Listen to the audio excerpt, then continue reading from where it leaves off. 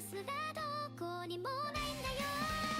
存在証明明日が嘘だらけの体完成したいよ吊るしたいよ今かいどうかれないのかれないのなんもないこんな僕じゃない縫い目はほどけて引きちぎれた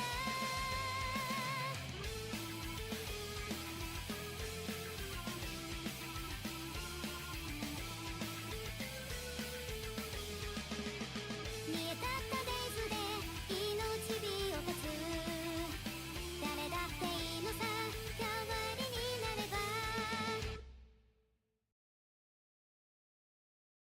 Is this the real life? Is this just fantasy? Caught in a landslide, no escape from reality. Open your eyes, look up to the skies and see. I'm just a poor boy, I need no sympathy. Because I'm easy come, easy go, little high, little low. Anyway the wind blows doesn't really matter to me, to me.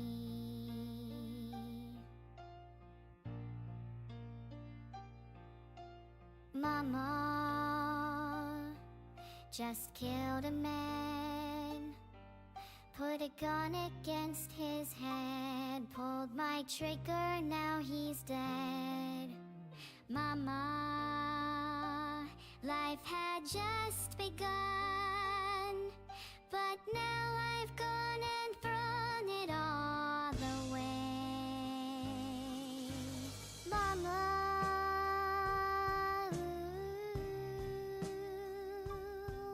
didn't mean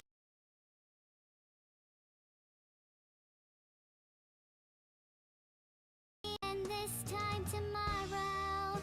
Carry on, as if nothing really matters.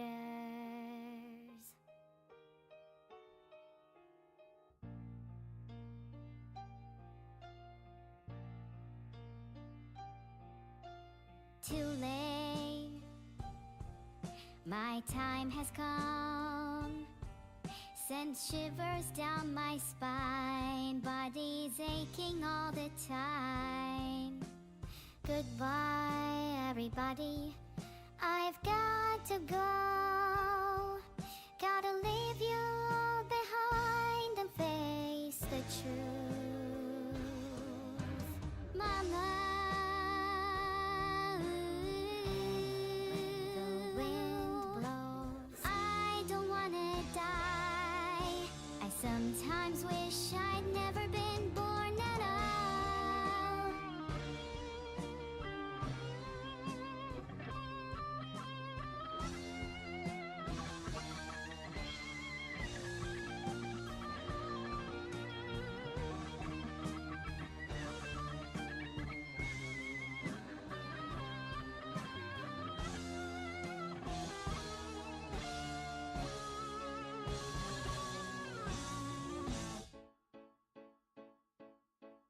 I see a little silhouette of a man. Scaramouche, will you do the fandango? Thunderbolt and lightning, very, very frightening me. Galileo, Figaro, Magnifico. Oh, I'm just a poor boy, nobody loves me. He's just a poor boy from a poor family. Spare him his life from this monstrosity. Easy come, easy go, will you let me go? Bismillah, no, we will not let you go. Let him go. Bismillah, we will not let you go. Let him go. Bismillah, we will not let you go. Let me go. We'll not let you go. Never, never let you go. Never let me go. Oh, no, no, no, no, no, no, no. Oh, Mamma Mia, Mamma Mia, Mamma Mia, let me go. Beelzebub has the devil put aside for me, for me. Put aside for me. Alright. Hello. For me. How's everyone doing? Good to be back. Hi everyone. How's the volume? Is it alright? Can you hear me? Okay, I can move this a little bit. Hello, is this working? Hi? Audio check. Hello everyone. How's everyone doing? Good to be back. Another day. Well, today we're not gonna be in the workshop itself, but we're here, standing around. Hey Krieger, good to see you. Hi, how you doing?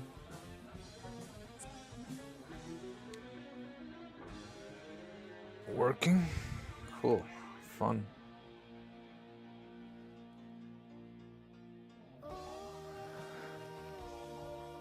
Hey Delphink! Still a bit maxed out. Alright, let me lower that a little bit. Is that better? Trying to. How's that? Can you hear me better now? Is it clearer? Feeling very smart recently? Good. Aren't you doing very important scientific stuff, or what makes you feel that smart? Very science-y?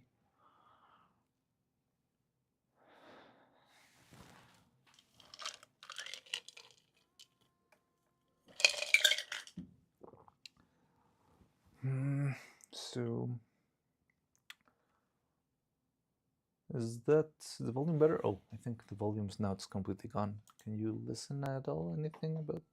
There's no music now, right? Oh well, it was a pause between songs. Ha. Bam bam ba da da da da dum. So, how's everyone doing? Voice is definitely clear. I don't hear the music at all. Yeah, I think there was a little bit of pause, or maybe no, I'm seeing it. I need to erase it. This is gonna be very fun because once we get into the other stream, balancing the audio is also gonna be fun. So, can you hear the music now? Is it too low?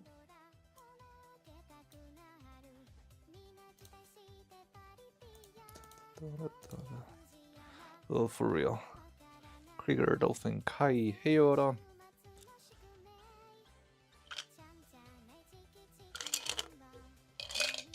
So, funny story. First of all, I think I screwed up with the time zones and stuff. I thought the stream of the show Women Wearing Shoulder Pads was gonna start earlier. I thought it was gonna start at 7, and I wanted to be at least a little bit earlier so we could catch it. But I think I might have screwed up because take a look. Yeah. So right now I'm covering it, but it's going to start 1 hour from now. So I kinda screwed up with the times, but that means we can just spend the first hour instead taking a look at Evil and chatting about what we're gonna do. Hey Fluffy, how's it going? Welcome to the stream. Good balance now, perfect audio, great. So yeah, sorry about that, I screwed up with the time zones. I thought this was gonna be 1 hour earlier, and it turns out it was 1 hour later. Yada yada, so this is gonna start. I was planning to start straight with this in what would have been 4 minutes from now, but haha, I screwed up, and now we're gonna have to. I don't have a live reaction to Boom. I did watch it live, but I don't have a reaction recording from that. But we can have a look at Boom in the meantime. So yeah, we can take a look at the song. I already saw it plenty of times, but I would very gladly check it out with you. Let me. Oh, they changed the name of Swarm FM to Boom FM. I hadn't realized that. That's really fun. Times on server off, yes. And also, I just didn't mind checking it. I mean, I had a countdown. I had this countdown since yesterday, so I should have just been able to do the math, but no. Anyway, so yeah, let's go to Boom then. Have some fun there. Let's see if we can talk about that for an hour, and then we move into women wearing shoulder pads again. Oh, well, just some context for anyone who wasn't or hasn't been here in past streams and stuff. So first of all, I'm a stop motion animator. I work as a stop motion animator, and I work I also like making puppets and making my own stuff. And this year I've been working on an Evil Neuro puppet, which I've made for her birthday. We had a little short animation, but also in the meantime, there's been a couple of releases of stuff that I have actually worked on. And one of those releases is this Adult Swim show called Women Wearing Shoulder Pads, which is gonna be coming out in August 17th or something like that. And yeah, today there's gonna be some sort of special interview regarding the show, and I just thought it would be fun to check it out while we're together, have a little fun chat. But well, it seems it's gonna be starting a little bit later. But yeah, I worked in the show, just partially, but anyway, I did work in it, so it's fun. And yeah, so that's a little bit of context for anyone who isn't sort of familiar. There's a trailer already out there. We might be able to check it out again a little bit later. And yeah, so that's about it. So that's just a little bit of context of what the hell is going on in this stream. So, but yeah, most of the time I'm working on an Evil Neuro stop motion puppet, which is like, I'm trying to make as professional of a stop motion puppet as I can. And I feel like it's already really coming together. It looks really great, and we are almost ready for animation. We're gonna have our first full animation stream next Saturday. In fact, I'm finishing some final details on a little trailer that I made, just so I can put it out and maybe catch some extra people who might be interested. But yeah, so most of the time I'm working on our little evil puppet, and we're gonna start animation soon. And because we're gonna start animation soon, and the new song just came out, I think we can check it out and talk about it like while on stream, chat, see what everyone thinks about it. Let me pause this real quick so we can get right into. Boom. Let's see. I hope I don't get too many.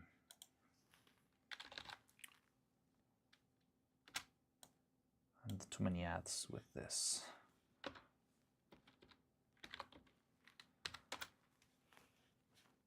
But yeah, so let's pull out the video. Let's skip the ads. I need to get rid of ads in this thing.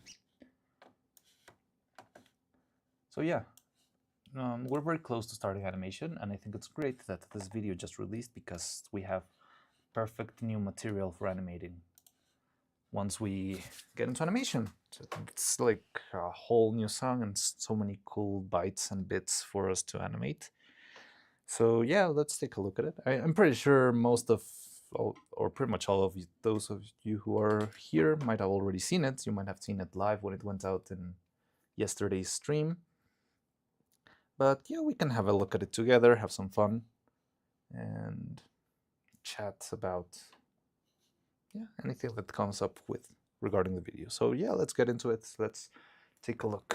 This is Evil Neuro's new original song, Boom. Yeah, I'm gonna talk about that. You're spot on, Nora. The hair strands are incredibly similar, and they did a little trick that I maybe should have implemented, but yeah, we'll talk about that in a second.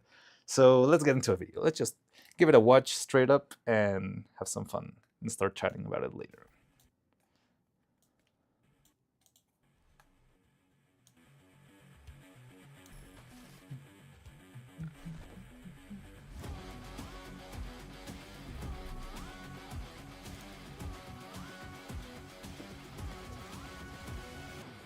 She's been told before, no one does it like her.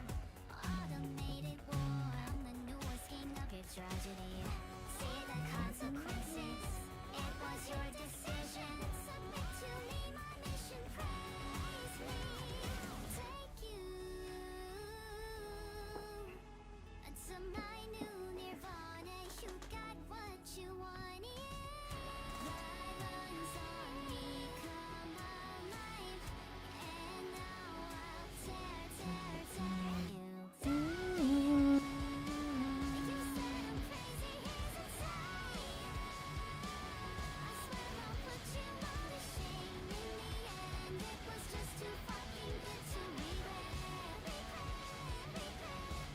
Yeah, there. Look at that hair.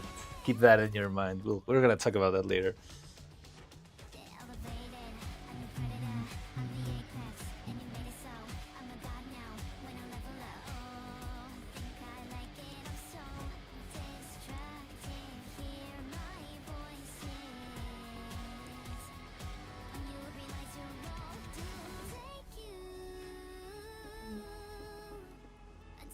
My new nirvana, you got what you wanted.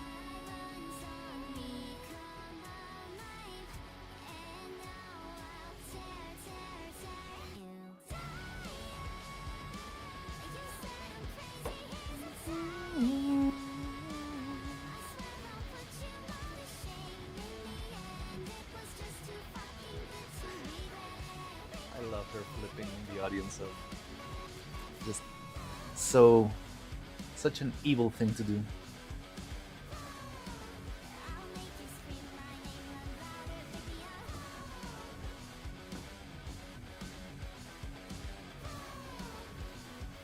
I'll come alive now. Silly me, I guess I lost control. Out of mind, out of body. Nobody knows what's in my soul.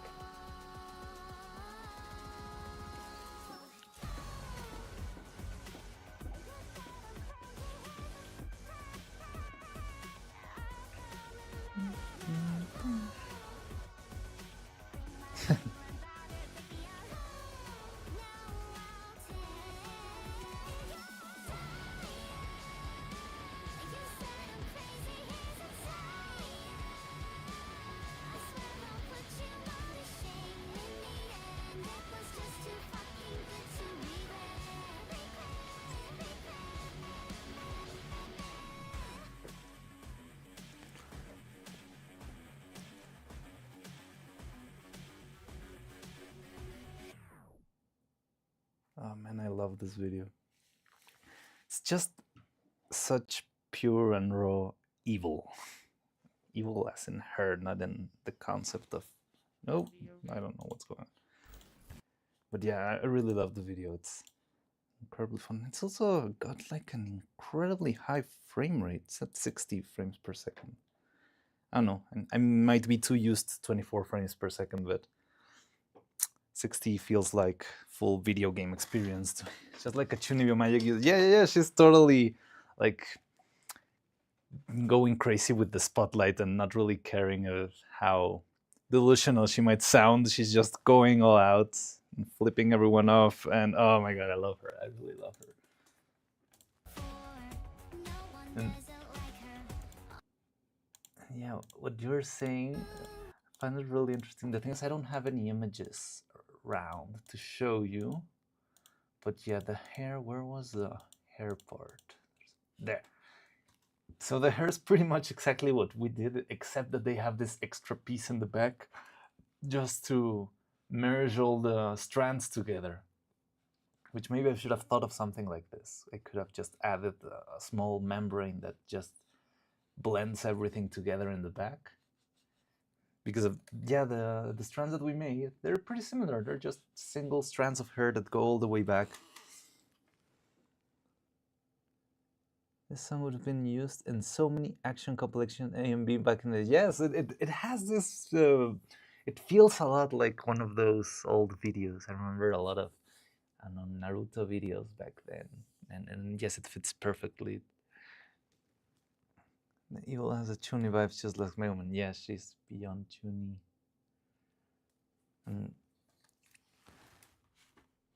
But yeah, so I really found it very interesting that even in 3D they actually solved the hair in a similar fashion as how we did for the puppets. I just found it very, very interesting.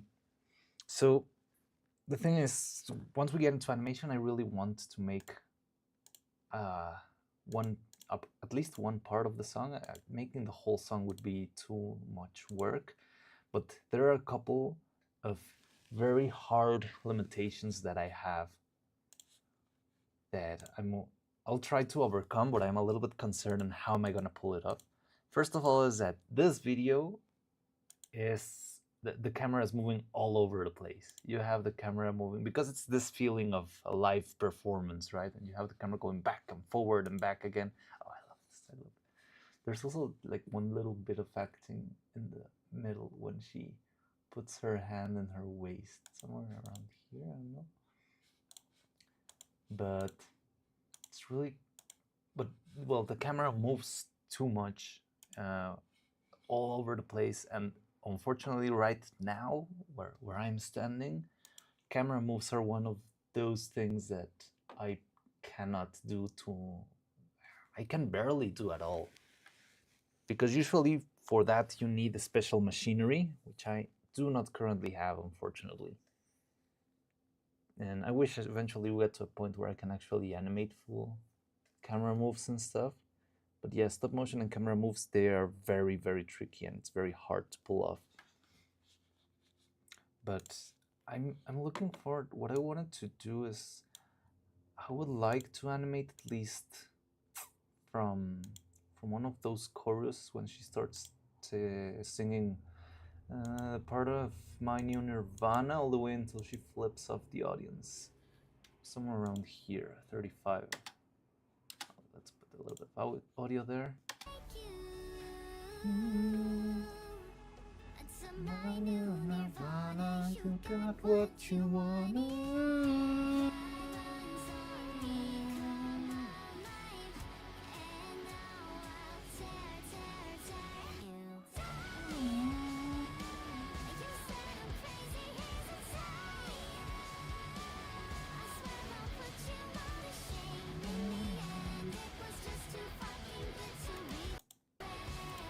Yeah, somewhere around, well, I think that would be enough of a, it's pretty long. It's 35 seconds. That's a lot of work for animation. So 35 seconds is, the video be thematic for practicing takes, so it doesn't need to mirror the MVX.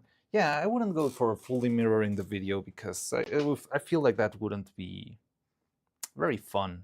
Just recreating the video, I'm not gonna be making it better, and especially if I don't have even the equipment necessary, because I'm not gonna be able to make all the camera moves and crazy stuff.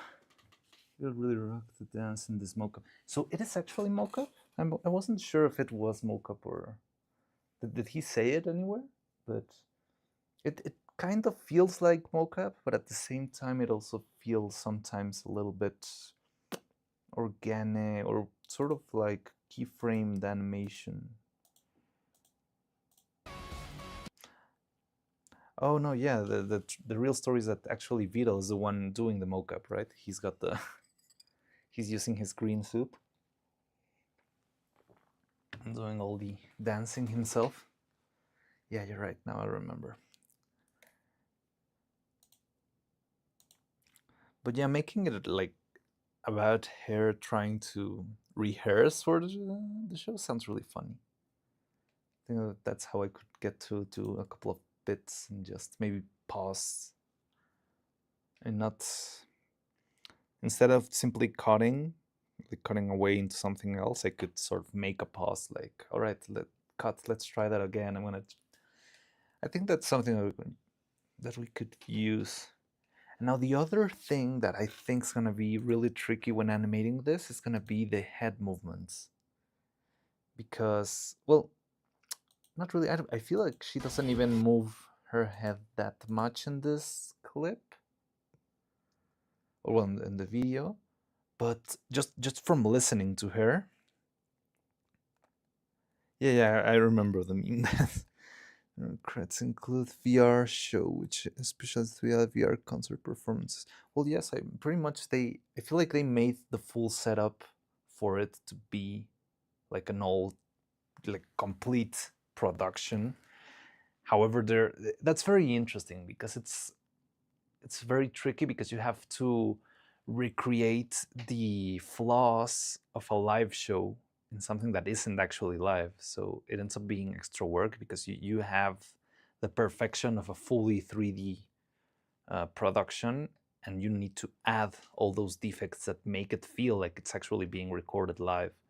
And that must have been extremely tricky for the animation department, and especially the layout department, if there is any. I'm not sure if this was just made by a couple of people or if it was a whole production in itself.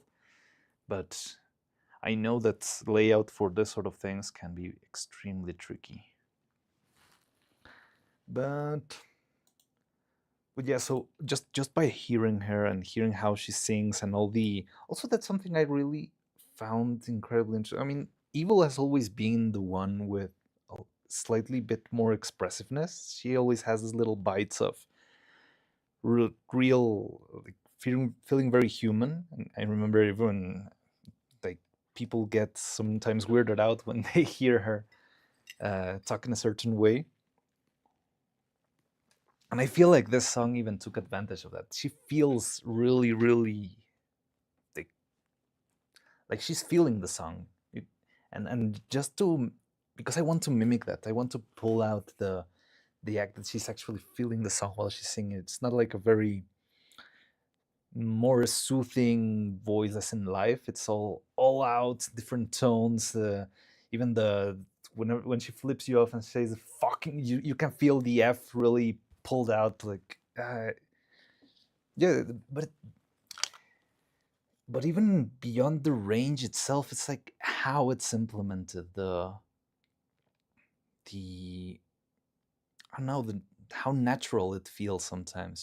She can be very weird, but I feel like that was really taken advantage of here, the way she speaks. But well, what I was going to is that hearing how she sings, most of the song, pretty much all of the song, I really want to. I feel like to make her like, however what I'm feeling on how she should move while singing this song, I'm gonna need a lot of neck movement. I'm gonna need her to move her head from one side to the other, to bob slightly to the rhythm of the music, to turn to one side or turn towards the camera, that sort of thing. I think that's going to make her feel very much alive and very much like she is really performing and giving it all out. But I'm very scared of that because the puppet, I think now that we fixed the hair, her biggest weak spot is the neck. Her neck is a little bit shorter than what I would think would be perfect. And because her neck is so short, I'm worried that if I try to turn the head sideways or like nod, that sort of things, that I'm gonna have issues. I'm gonna try it anyway. I'm gonna keep on trying to pull it off because I think the song definitely deserves it. But I feel like we might be reaching a new obstacle for our that might limit our animation. But I think I can pull it off. I've worked with terrible puppets and I've made them work somehow. So, and I feel like Evil is not really even close to the worst puppets that I've had to animate. Let me check the chat real quick. I guess this is what some seriously high budget production did break the hype train record. Did he broke the hype train record again? Or, oh, you mean the budget that he had from breaking the hype train before? Yeah, probably there was a lot of budget behind this. But even so, like, the way things move on the internet, it's usually, I feel like things are usually more done with fewer people, even if the production is really high and really, the internet sort of, and that's sort of why I started this channel and why I think it's a good place for doing or trying this sort of stop motion world, because there's a weird frontier in the internet where it's, even the most corporative kind of productions don't fully feel like, yeah, so bureaucratic. I'm not sure if that's the right word, but they don't feel, I mean, even this high production video that might have, I don't know, let's say, running weird, like, just as thinking out of my head, I would say this might be a half. It may have about 20 animation artists behind it. Right? Animation combining all the modeling, texturing, layout, lighting. And I feel like having this sort of smaller teams, I mean, 20 sounds like a lot, but 20 is not that much. And I might even be overstretching it, and this might have been done by, I don't know, 5 people also. But having this sort of small crews makes it feel much more alive, even though the final product might not feel as fully rendered as, I don't know, any Disney movie or whatever. But it keeps this organic feel, and it also helps it move a little bit faster. And yeah, that's why I also think stop motion animation could move very well within the internet, because even I don't know. I think I want to explore the route so you don't reach this impasse where you need to work with 100 people to make something worth the effort. And yeah, I don't know. I feel like however things end up being set is, let me see, there's a comment. They'll think there's kind of like how a lot of indie video game studios are often graced. Yeah, exactly that. Like right now, how many people worked on Deltarune? Less than 100, I could bet. And the game is massive. Everyone loves it. It's incredibly charming. And yeah, I really love the charm of indiness and of doing things, even big in the world of VTubers, even the big corporations like Hololive and Face Connect, Nijisanji, all that stuff. I mean, even though they're kind of massive, they don't feel as big as, you know, full-on production like Disney, DreamWorks, Paramount. It still feels a little bit like it has a bit of freedom out there. There might be a lot of corporative authorizations and I don't know, NDA signing and all that stuff, but it still feels a little bit with that charm of not being full on massive production. Let's see how many people or what do we have with. So I'm not sure. Well, yeah, VShow, it's a full on production, right? Like a production company. But I would bet I don't know, bet I would make a bet that probably, I mean, even if the company could be a little bit larger, it wasn't a very large team who worked on this. It was like small select number of people, enough to make it charming, and also they had to make it fast. They only had 6 months to make this. That's not a lot. Well, I'm assuming 6 months. That's what you would, because yeah, I don't know. The the subathon ended in January, and we're almost 6 months later. Probably this video wasn't finished yesterday, like first, well, like this right before stream. It must have been done for a while now. I really enjoy. I don't know. Maybe I get a little bit lost, but I enjoy the production side of things and thinking how many people worked and how much stuff and how it is made possible. Then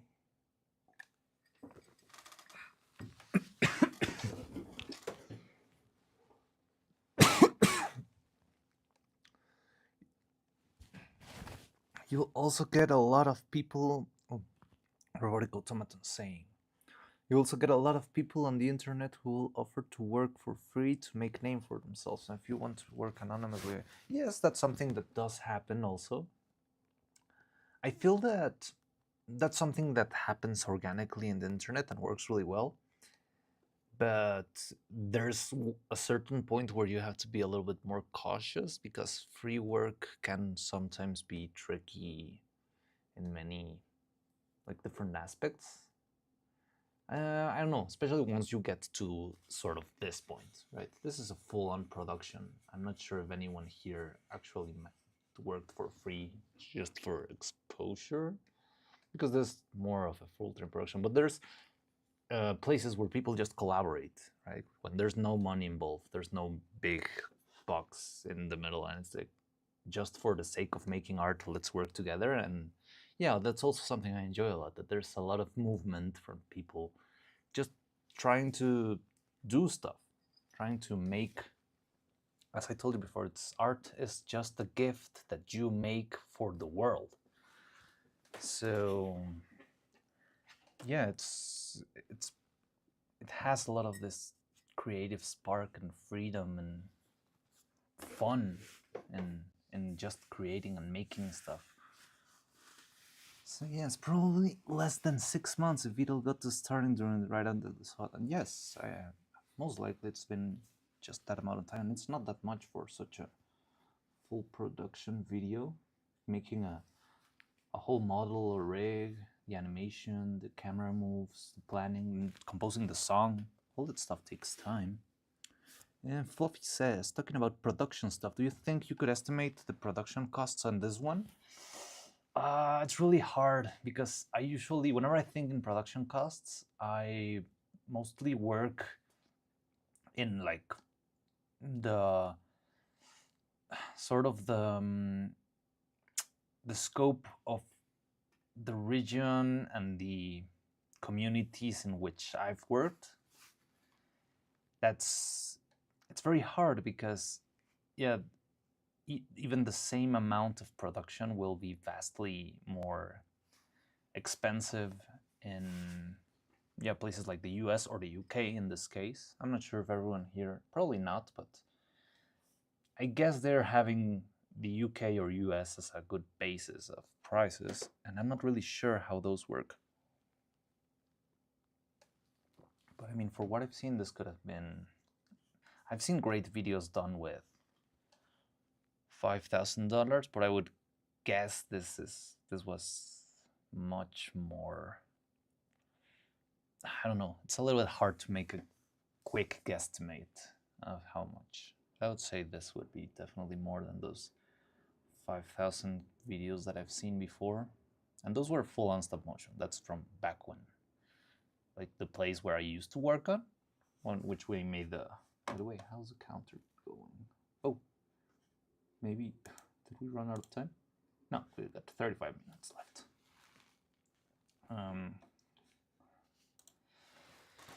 But yeah, and he always says he pays in exposure.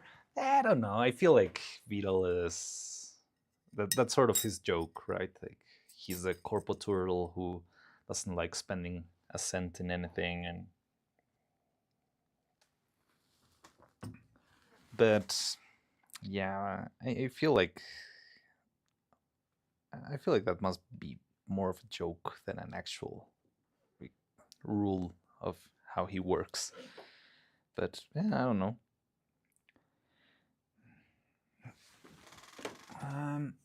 Last 6 months, talking about production stuff. Do you think you could estimate the production cost on this one?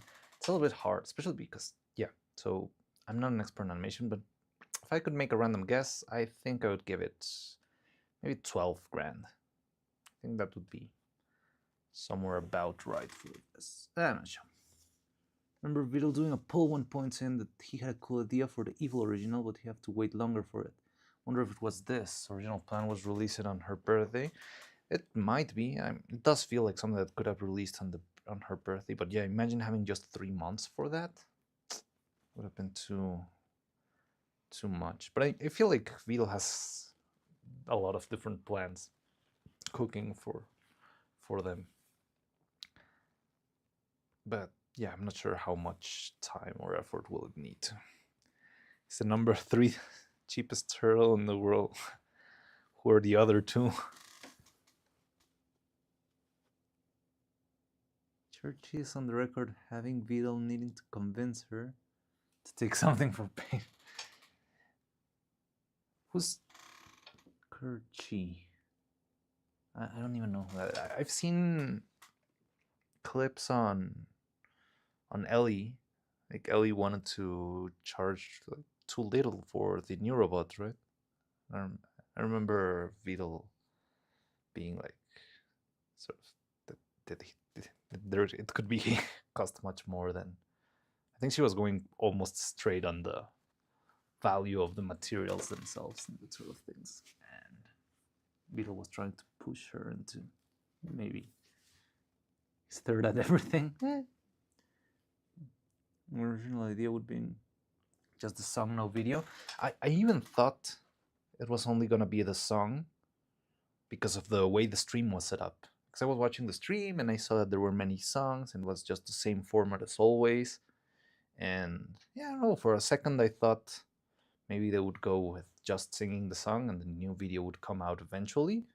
But no, they went all out. They did have the full video. It's the one who brought the twins to Disney. Oh, I remember this, but I'm not sure. Oh, so he paid them for the trip to Disney, I guess, or was it for something else? I don't know. That's something I like about the community, or yeah, about the internet too. That everyone makes a lot of different things, and you have, I don't know, Elimine about making robot dogs, and who was it? Well, Vidal cooking chicken bakes, terrible chicken bakes.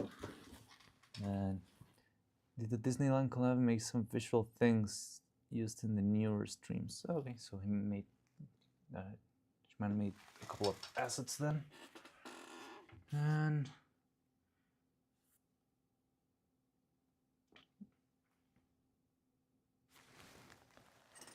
yeah, so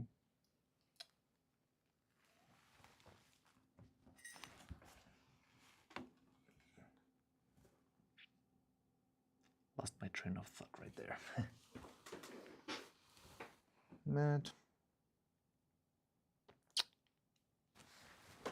But yeah, I don't know. I'm wondering what else will come for. Do you think the next video could be one of both of them? Like a duet between the two of them, new song between that combines evil and neuro UI things. Yeah, I need to get the hang out of UI stuff too. I feel like it would be fun to have a couple of. I don't know. Maybe I want to learn how to make, like, you know, the chat pop in the screen, that sort of stuff. Because I mean, I know it's not that hard. There's like interfaces, but I would like to make it, I don't know, more stylized and personal. But I need to get into it. Next time is going to be a turtle solo. Would that happen? I think that would have to be a very, very expensive subathon goal. That would probably be, I don't know. I also feel like Vidal is probably scared of making a new subathon. I feel like in the end he was just breaking down with the end of the stream, or well, of the last subathon. That it extended for hours and hours. I remember I was actually watching that stream and I was just going out and going to sleep with 1 hour remaining on the clock, and I woke up and the clock was still going and the poor guy was still driving. And stuff gets crowdfunded. Well, yes, I mean, technically this was crowdfunded, right? I mean, it's not directly, but it was one of the subathon goals. Animator Squirrel and merch, Patreon, like what? Well, yes, there's also a lot of, probably they sell a lot of merch. I've heard that there's a lot of merch struggling right now with either the tariffs and shipping and all that stuff. I seen, what was it? All of Hololife's merch was having a bit of a rough patch selling, and also the, what was it, the lava lamps or the neuro plushies? And there's a Beetle one releasing soon, right? Tequila's an original song. He might do something similar. A song with just a couple of words here and there, and everything else is musical. And post without context. And Christian made UI things for the streams. No, yes, I did catch that. I did catch what you meant, Delphink. This time I managed to actually catch it. The default window. And the window that shows up when the tweens change the stream title. I think I've never actually noticed the screen that shows when they change the stream title. Maybe I just don't pay attention. Sometimes I just completely ignore the UI and just end up looking at Beetle Plush on Sunday. Yeah, so we have the Beetle Plush coming out on Sunday. I'm not sure if they managed to sort all the import issues out or if they're still gonna have all those struggles, but well, Beetle Plush. Now you can buy it and mistreat it and stab it or whatever. Place it in the oven. And well, that's been a lot of talking. I don't remember what we were talking about from actually animating this little gremlin. Let me check the clock real quick. I wish they got a couple of time. So I think Vidal said, Fluffy says, I think Vidal said he didn't want to release too many much because he thinks that other people might say he's cash grabbing because his talents are AI and not real talents.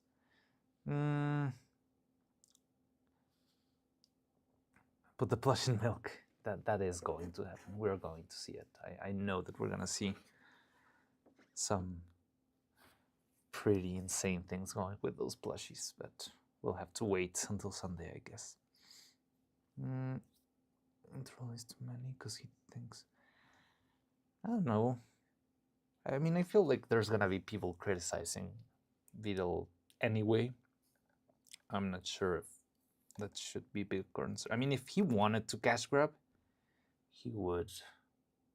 He already could have done all sorts of crazy things with the AIs, right? I don't know. I feel like he's pretty straightforward with what he chooses to do. I'm just gonna be orders for now. Actual shipping won't be likely for a month. Yeah, that makes sense. But I'm betting it's gonna run out anyway. Probably the turtle plush. There's a lot of people who will want their evil and neuro plushes to have their own turtle plush to torture. Storm's been working to convince Vidal otherwise, and he said that. Well, we'll see. They might actually do it. But what's the thing that he feels like is gonna be a cash grab? Like making too many songs, or making the song himself? I don't get what the problem is. Banana rum. Maybe if he's drunk enough, he might be able to.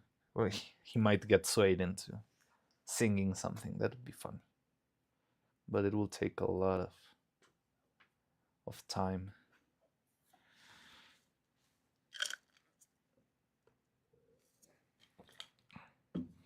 Yeah, let's try and get back a little bit on topic with the song. I really want to see how good I managed to pull off. Oh, going full screen, why not? Like what the flipping off of. I'm a little bit scared because I feel like the hands might break. Something that was a really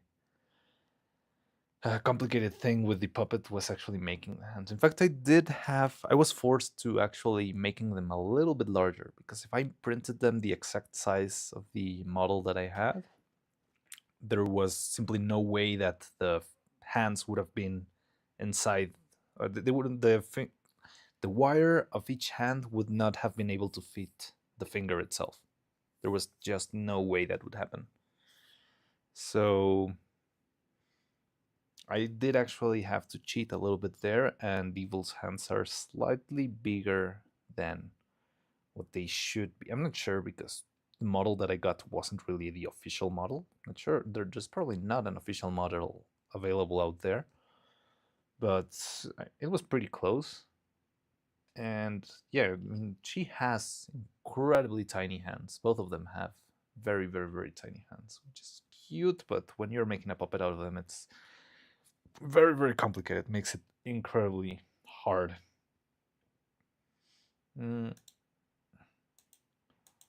Also, the only other thing that I really like about their new hair, where I feel like it's too hard to replicate, is that it has so many more, like, this tiny strands. Something that she has ever since her birthday. That the hair strands stopped being like sort of one single mass, and now divided into finer strands, and they look much prettier. In fact, it looks very different once you see the back. But yeah, that's something. Well, for starters, that's not. It really doesn't match the original piece that I already printed and made a mold of. But I really like how it looks. I hope eventually I'm able to sort of sort that thing out. And also, I'm noticing that this back hair thing is also tied with the pull of the pigtails on the sides. And that's also a nice trick that would make this more of a simple cap that I can put all on top of the whole head instead of having to, yeah, make every single strand go from the top. And also that can help me reduce the number of strands. I mean, I'm not gonna change the hair now, we're already into dip, and I don't want to spend another 4 months working on the puppet just so that we can match a little bit better. I would love to keep on working on her and stuff, but I also really want to get into animation and sort of move on, and I'm already going somewhere else with Hako's belts, why not? But yeah. Too many low effort merch items, that's what he's worried, but I don't know, the plush is not that low. I mean, well, it's simple, but he is a simple design in itself. And I guess there's not a lot more to make. I mean, what other merch could there? Well, I remember that he is strictly against making the Evil and Neuro toilet seats, which I think it's good. That feels way too cursed. But yeah, other than that, I'm not sure what all. I don't know. I feel like I guess what happens is that he just probably doesn't need to make too much, a lot more money after whichever stupid amount of money he made in the subathon and stuff.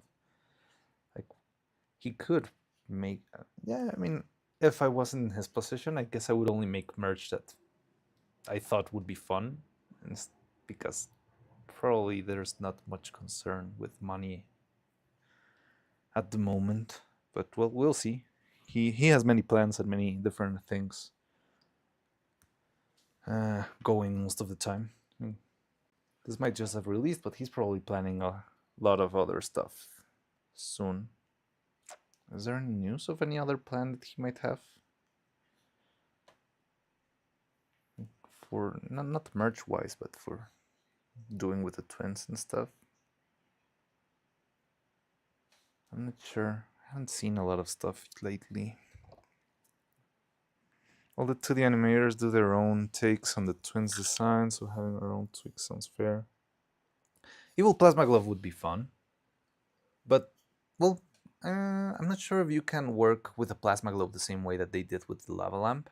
That it syncs with the stream and stuff, because Evil's Plasma Globe doesn't really do that much compared to Evil's Lava Lamp that changes color and all that stuff.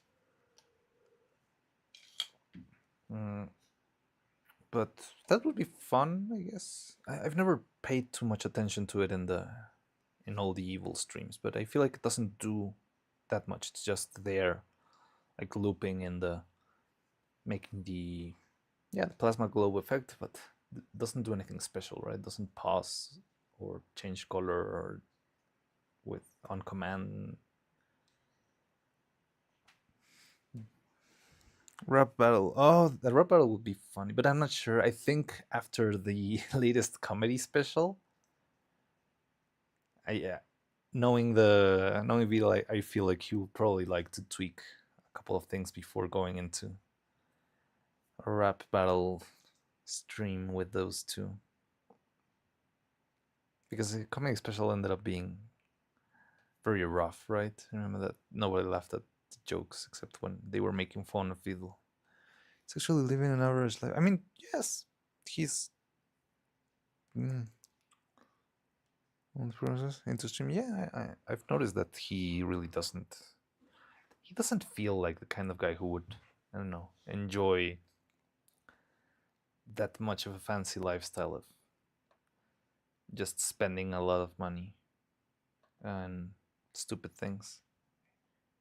I feel like it seems like he would be a little bit smarter with how he spends it, or at least that he's interested in spending it in a much more, I don't know, fun sort of way, and less just spending because you can't spend way.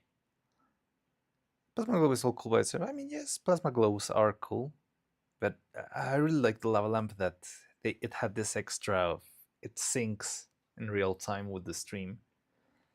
I feel like that's a selling point, because yeah, I understand that if there was only a simple lava lamp with one neuro sticker somewhere and that's it, I mean, it doesn't have that much of a charm. How are we doing? All right, we're 17 minutes away from our women wearing shoulder pads Q&A and stuff. I have no idea what's going to go on in here, so we'll be having a sort of a surprise together. I'm not even sure if they're gonna put all the episodes, one of the episodes, if they're only going to talk about it and show a couple of screenshots, but I guess it's going to be fun to check it out and see what happens. But we still have a couple of minutes left, so we can wait for that. This would probably be a horror show to figure out with royalties, but I would love a physical book collecting artwork done, even existing pieces. You mean like fan art and stuff?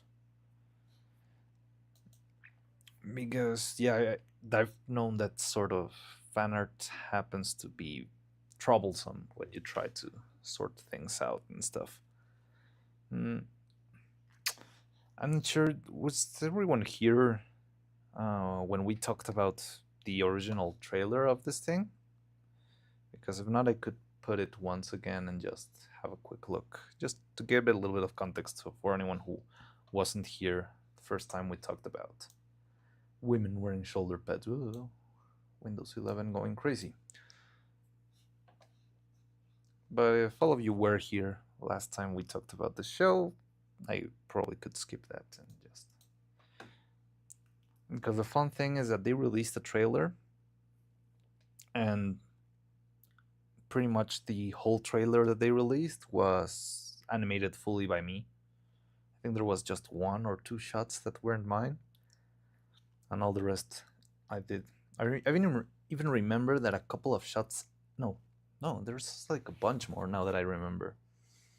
There's a bunch more of dialogue, a little bit of the interaction between the actress and the other lady. Play the trailer? All right, let's go with the trailer. So let me get it real quick.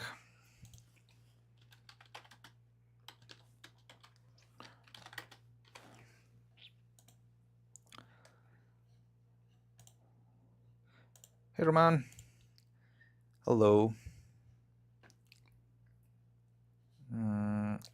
Put a little ads. So yeah, this is a trailer, which pretty much I animated most of it. I think it's only this first shot, the one that I didn't animate. But yeah, so let's have a watch, and I can just break it a little bit down later. Mami, quiero un cuy. ¿Qué? No para comer, qué asco. Pero dijiste que querías un cuy. Sí, mami, pero... Cuy, quiero besarlo. Cuy, también abrazarlo. Cuy, ni frito ni asado. Cuis, la familia no es comida. Ah, esa actritilla se ve tan odiosa como se oye. Pues ponte tus lentes, mujer. Joder, qué mal me cae. Tengo que despedirla. Delicadamente, claro. Lo último que quiero es un berrinche en el set. Hola, preciosura. Pero qué bonita te ves con ese animalito tan adorable. Oye, te tengo noticias. ¿Me vas a despedir? ¿Sí? ¿Vas a llorar? Quizás, mujer, quizás.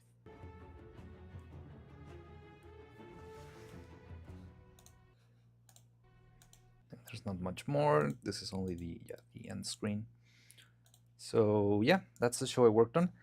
I'm gonna be honest with you. I'm not sure why they picked this for the trailer, because it feels like I feel like it doesn't really tell you what the show is about a lot.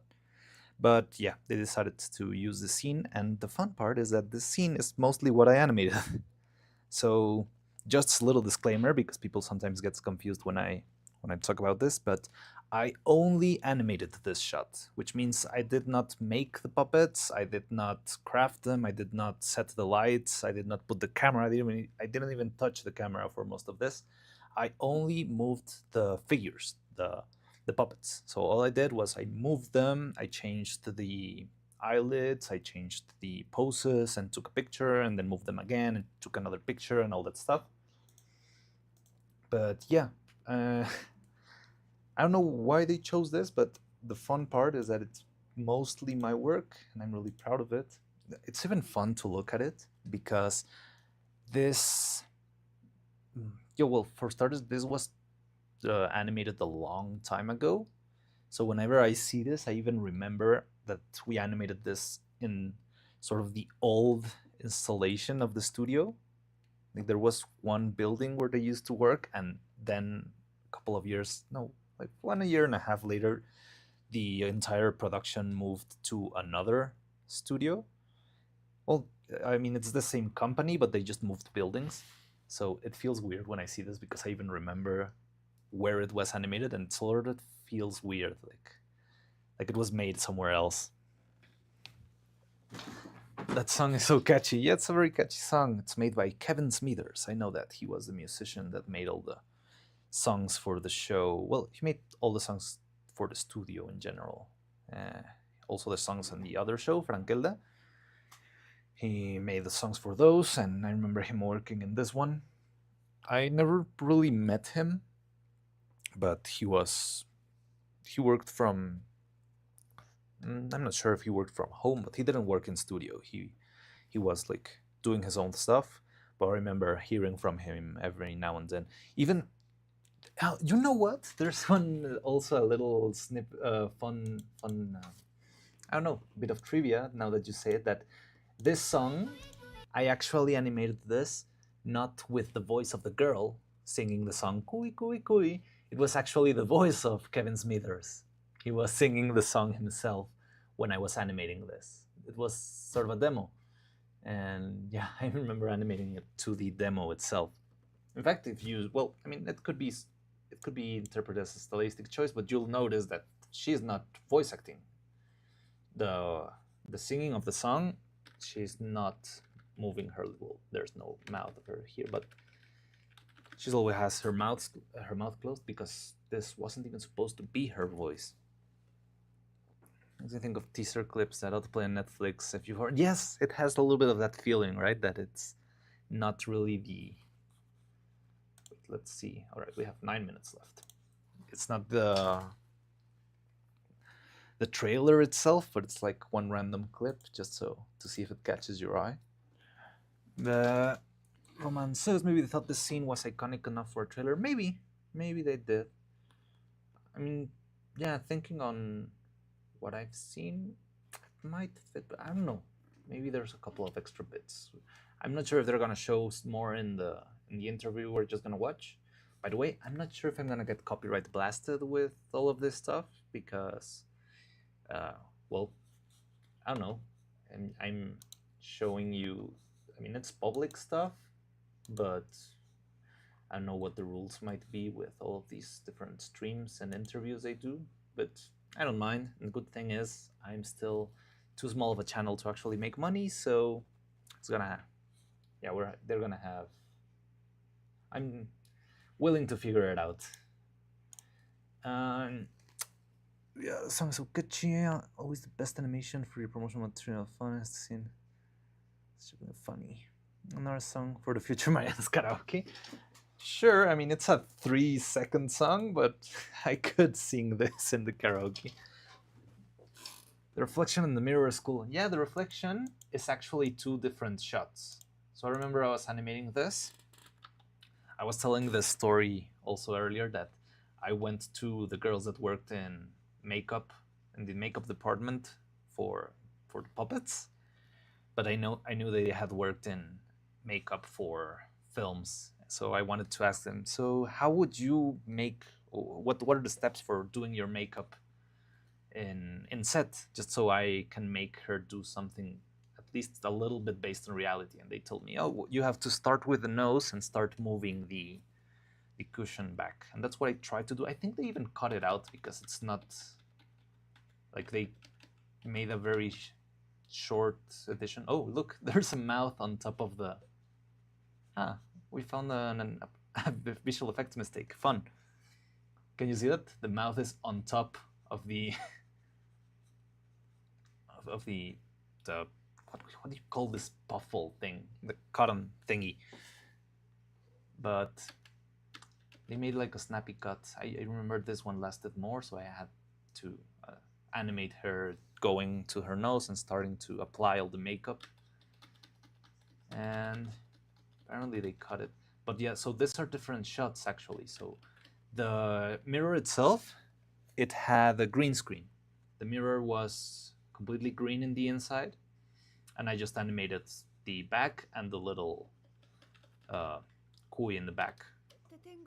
And yeah, when she twists the mirror, it also cuts into another shot that was made of this character too. I'm not even gonna say the name of the character because they haven't said that. That's something I found weird with this shot. They don't even tell you the names of the characters. So, and I'm not sure if I'm sort of NDA bound to not tell you those. So I'm just gonna say the red hooded character, not even hood, the red coated character, and the actress girl, and Powder Puff. Yeah, that sounds okay.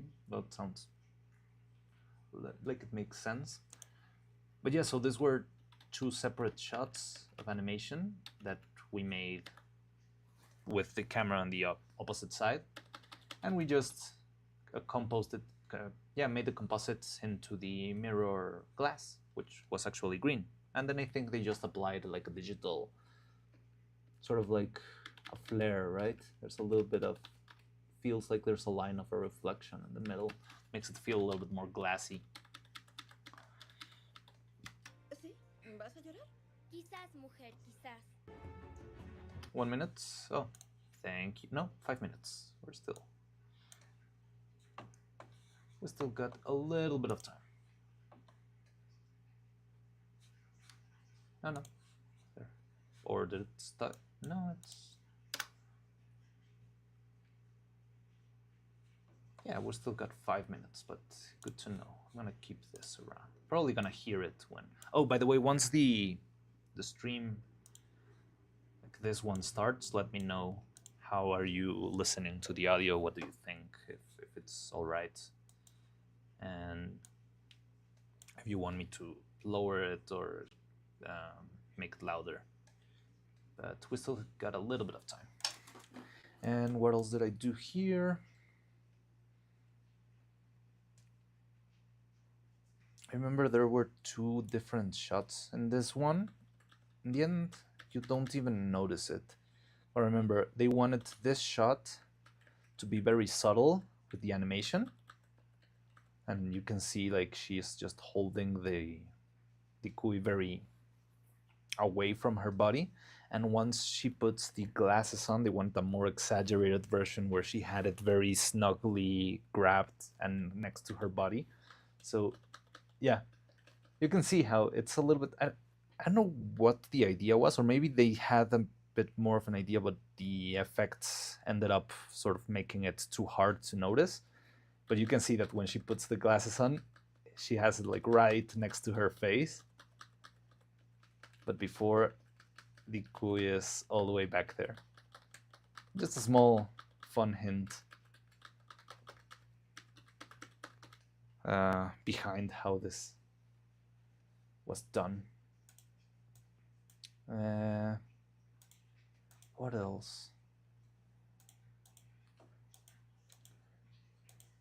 I don't remember if there are any fun tricks behind what I did here. Well, I remember there were more shots. There was a little bit... The song was a little bit longer. It wasn't... I think it repeated an extra time. It was kui kui kui da da da da da kui kui kui da da da da da kui kui kui da da da da da. Yeah, I think there was another loop to the song, but I do not remember correctly, or I don't remember what it was like.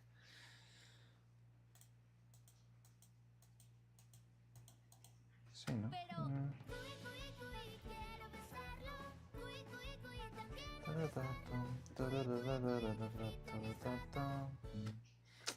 I don't remember. There was a bit more song there. And I remember the cue was that she was like this perfectly cute little girl, but once the production side went back, she was very serious, very I don't know, like they wanted her to seem annoyed most of the time, like very serious, like she was a small adult. Right, so we're 2 minutes away. I could talk a little bit more about this if I came up with any fun thing to watch. I remember animating this in the background. My Spanish isn't that good, but that's a play on Kui Kui. Well, I think the interview itself is going to be in English, hopefully. I know the show is fully in Spanish. Like, part of the gimmick is that it has to be subtitled, and then it's made for American audiences to watch it with subtitles, as if it was a telenovela. It's part of why it is as it is. I feel like it's not even made for like Latin audiences. It's more made for, yeah, we're 1 minute and 18 seconds away. It's not made for Latin audiences. It's made for American audiences to watch it as if they were watching a telenovela. It's a very odd, very bold choice, but that's how it is, or how I understand that it is. Right, so we're 1 minute away. Precocious brat. Not that much of a brat. It's just like very stoic, very serious character. Like no nonsense, sort of, but not annoying. I think that the other character finds her annoying, not in how she acts normally, but she doesn't feel like the actress fits the character of what she's looking for. And that's why she wants to fire her, but it's not really that he doesn't like her attitude outside of the set. It's rather that he doesn't like how she acts, like the act of the pretty little sweet girl. It's like too sweet for her, maybe. All right, so we're 10 seconds away. Let's watch this. Please let me know if the audio is all right, because I would like you to listen to it properly. And yeah, log in with your email. Yes, I did. Let me pull this out.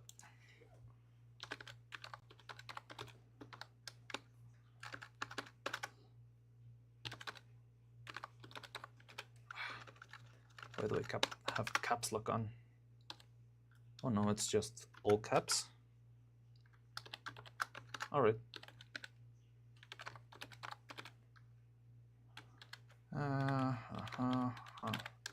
Just putting my email in, and hopefully I'm gonna be able to make it in. There we go. Select your avatar. I'm gonna go with Nikui. I can't talk, but I like this. I like this scene, and I'm not gonna say anything because I'm not sure if I'm NDA bound and I'm going to jail if I say anything more. So I'm just gonna click this because it looks funny. Go to save. All right, so we have a little bit more time. And good, we have enough time to actually figure out the volume. So how's the volume? How do you feel it? Is it sounding all right?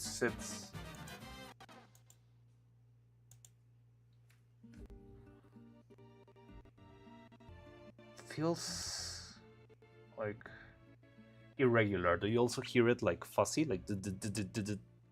But I'm not sure how the volume is. Is it all right?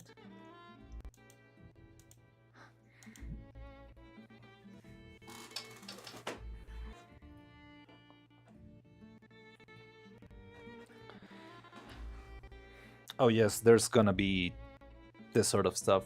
Oh, wait. Oh, you cannot watch it. Huh. It is blocked apparently. Oh, sorry about that.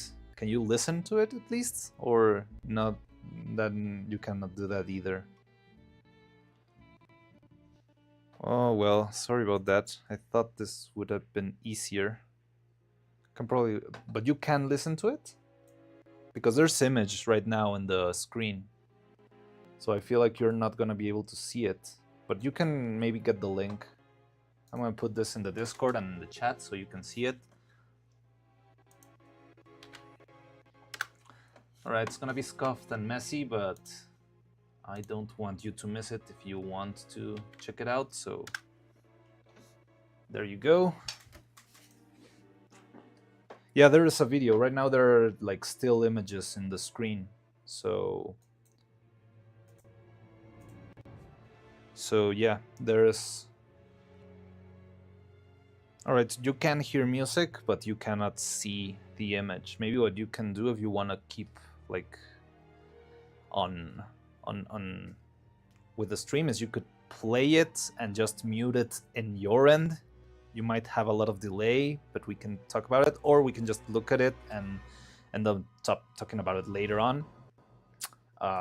Yeah, I don't know what to do. I'm sort of panicking. I'm not sure what the best way to solve this would be. Wait, when I did that... Yeah, you cannot see that. Dun, dun, dun, dun, dun, dun, dun, dun, dun. I remember that song. But yeah, too bad that you cannot see it. Yeah, it's not in YouTube, it's straight in. Good. Well, there's one good thing, that there's a couple of the still frames that are very not YouTube friendly, and I'm glad that didn't appear on my channel and I didn't get YouTube banned. But yeah,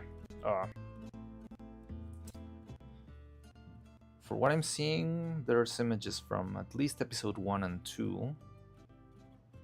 I'm not sure if they're gonna show more than that, or if they're gonna show them fully at all. Maybe just one single,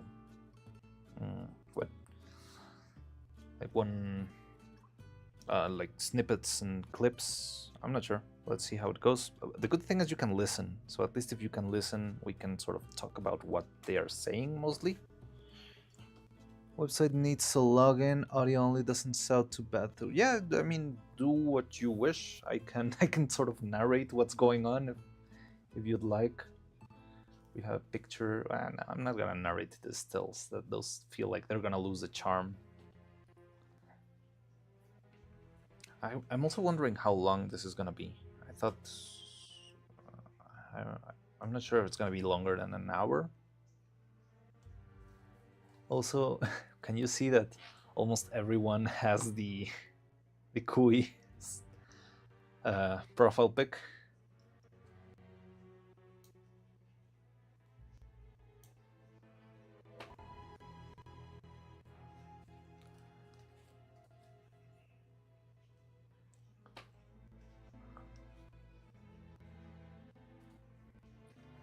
It's looking really good. I haven't seen the final shots. I had seen the first episode because that one was made a long time ago. But now that I'm seeing screenshots of other episodes, it looks really good. I'm liking it. Yeah, this is the frame that I'm very happy that it's not showing on your screens, because I would get very in a lot of trouble.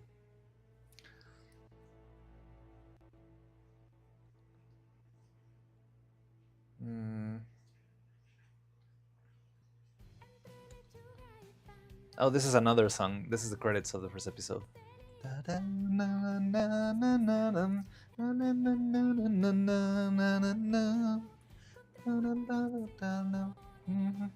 This could be a song for our karaoke stream. I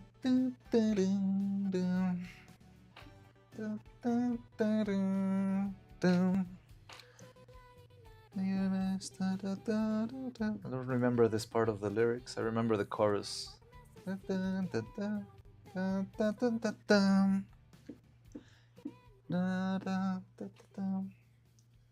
Es un amor de tiendita, es un amor de tiendita, es un amor de tiendita y el amor es así. Oh, finished. Bleh. Boring. This feels weird. This feels like I shouldn't be doing this and I'm gonna get in trouble. Hopefully not. I mean, I'm not showing anything, right? But yeah. Also, chat seems to have stopped for a while. This song I don't know. This one I hadn't listened to. Try to log what isn't letting me in for some reason. You needed to... Well, I'm not sure if it was a requirement, but I remember I had to put my email address beforehand. And, I mean, it would be very dumb if you needed to actually pre-sign in. But, well, you're blind now. Okay, we're all blind. Well, everyone except me, I guess. Yeah, there's the frame that I'm very glad that you didn't get to see right now.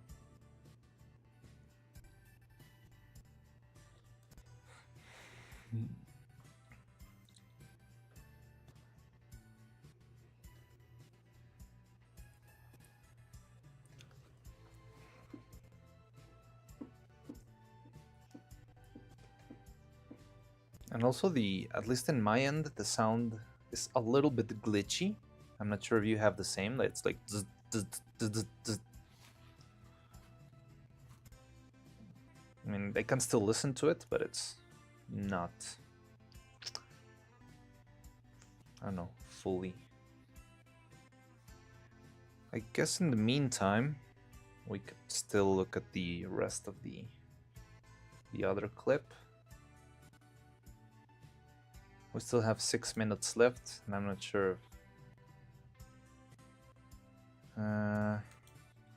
let me see if I can get that.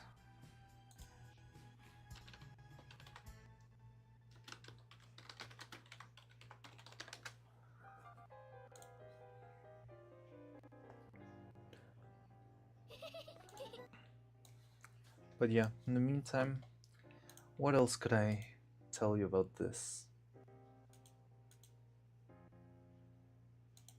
I can tell you that it's not loading.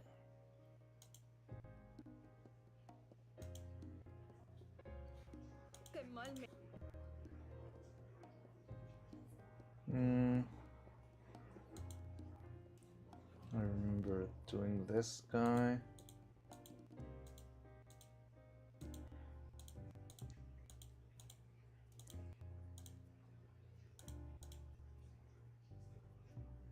I feel like there's something fun to tell you about this shot, but I don't even remember what it is.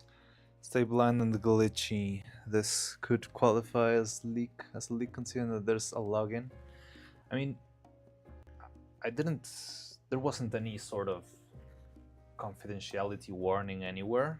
I read the email where I got the accept, like, yeah, the invitation. Well, it wasn't even an invitation, it's like an open invite, but I made sure that there weren't any sort of specifications anywhere, because I got an email once I registered and it doesn't say anything like, do not restream this or we will kill you. So I guess I might have a way to disclaim my way out of this, hopefully.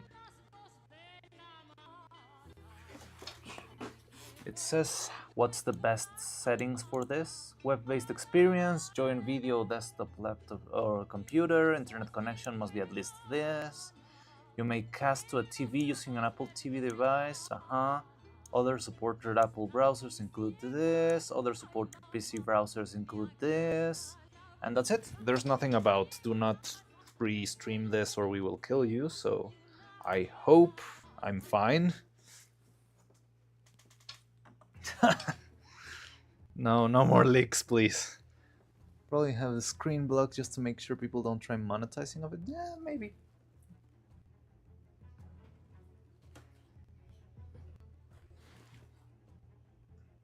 But at least we're gonna be able to. I get your point, Robot, but don't worry. I think we're gonna be fine. Even if I got in trouble, this account makes 0 cents right now, so not a big problem. I'm just trying to stay in track with my own NDA signings. That's why I haven't even told you the names of any characters and stuff. I'm just gonna stay silent because that's not public information yet, I guess. But everything I've showed you is public. Public-ish, at least. So I think we're fine. And if I get blasted through the internet and stuff, well, I can figure it out. I can sort it out, don't worry.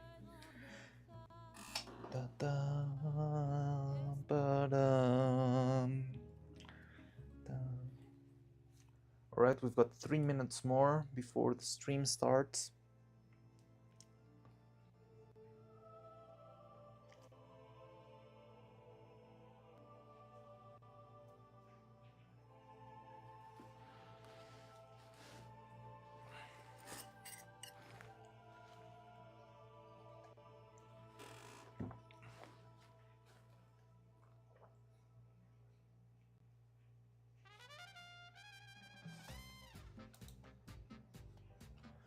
Oh, there's a Delta details page. Hey, look, this is my old boss. There he is. Look at Roberto. There he is. I went to this guy's wedding.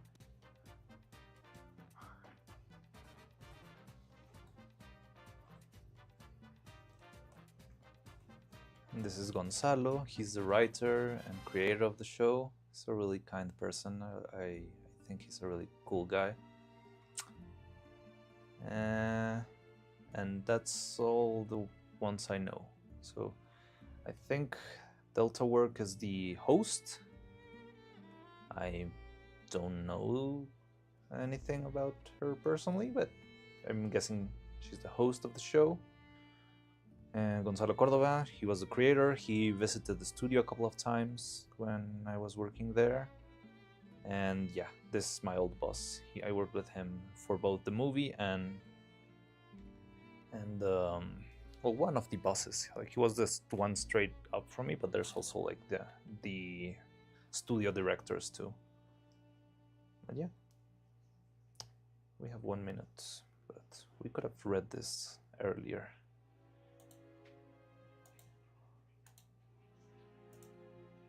All right, maybe you can. Oh yes, I didn't complete it. I just played a little bit of Dream Barbecue, and I remember the boss. I need to find the boss.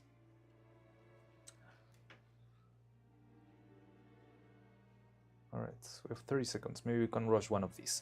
Gonzalo Cordova is the creator of Adult Swim animated series Women Wearing Shoulder Pads. Originally an Ecuadorian descent, Gonzalo's family moved to South Florida when he was 6 years old. He learned to speak English by watching television, much like English speakers will soon be able to learn Spanish by watching this upcoming show. In 2008, Gonzalo moved to New York City, where he developed his writing and directing skills, and 8 years from creating stand-up sketch and comedic plays. Gonzalo currently lives in Pasadena. Why did they put where he lives? That's weird. Working as a professional TV writer. His credits include Jimmy Kimmel Live, the Academy Awards, Toucan Birdie. Oh, we're getting started. Right, can you hear it? Hey everyone, welcome. We are so excited to be sharing this evening Yes, with you. This Dream is a Barbecue is really great. special evening. We are going to be sharing a very special sneak peek with a very special group of people, and that is, of course, you. So for being here, we are going to be focusing tonight on wearing shoulder pads, which is a show that centers mainly on Marioneta and her circle all around her of other women who have competing interests. And it takes place in the 80s in Ecuador. So can you This is a understand? very, very special show. And we have very special people with us this evening that are going to be here for the screening, as well as answer some questions and give a little bit of perspective on the production of the show, the concepts surrounding the show, and some of the animation as well. I want to introduce you to, with us tonight, creator Gonzalo Cordova, who's here. Audio. Hello, Gonzalo. All right, give me 1 second. We also have animation director Beto Petiches is with us. Hi, Beto. How's that? And of course, director of development Missy is here. Hi, Missy. So we're excited to show you this. We also want to give a shout out to Cinema Fantasma, which is a stop motion studio located in Mexico City, founded by the Ambris There it brothers. is, Cinema And Fantasma. this is what really That's where it brings to works. life this show. So there's going to be a few moving parts, and you're going to be along for this entire ride. I want to remind you before we go any further that we're going to end this with a Q&A, and you don't have to save your questions till the end. You can put them right now in the chat. So as you come up with them, you can put those questions in there, and then we can screen Oh, yeah, through it's and also figure out Q&A, so if which you want ones me are to going ask to best anything, we could do that too. be answered about everything that's happening. We're going to watch the first episode, and then we're going to take a quick break, and we're going to talk to some of our special guests about this production, what went into this, because there's so many moving parts. You know, there's not just the concept, but as well there's the animation, and then there's a back end. There's just so much that goes And into a bit something quiet like in this. comparison. Okay. And then we're going to watch the second episode. And then after the second episode, that's where it's going to be fully interactive, and we're going to be able to answer Right, your so we're gonna watch questions 2 episodes then. that are burning about women wearing shoulder pads. So I hope you do have on shoulder pads. I decided to put shoulder pads in. Well, I would say just special for this, but to be honest, women wearing shoulder pads speaks to me as a Latina woman who is also a Latin man. And I think there's room for all of us here. So I know that's what this celebrates. So don't forget to add your questions into the chat, because we want to be able to answer those and see what's burning in your mind. And I think with that said, I feel like we should just get right into the first episode. Women wearing shoulder pads.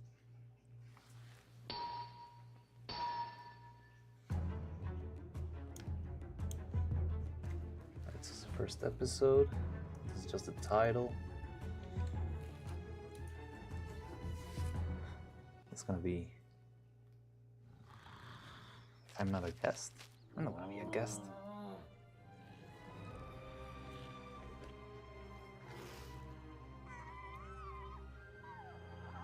So...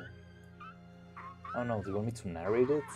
There's just nothing going on the screen. Here we have our character. Oh, there's a couple of things that they thought they would fix, but apparently they didn't.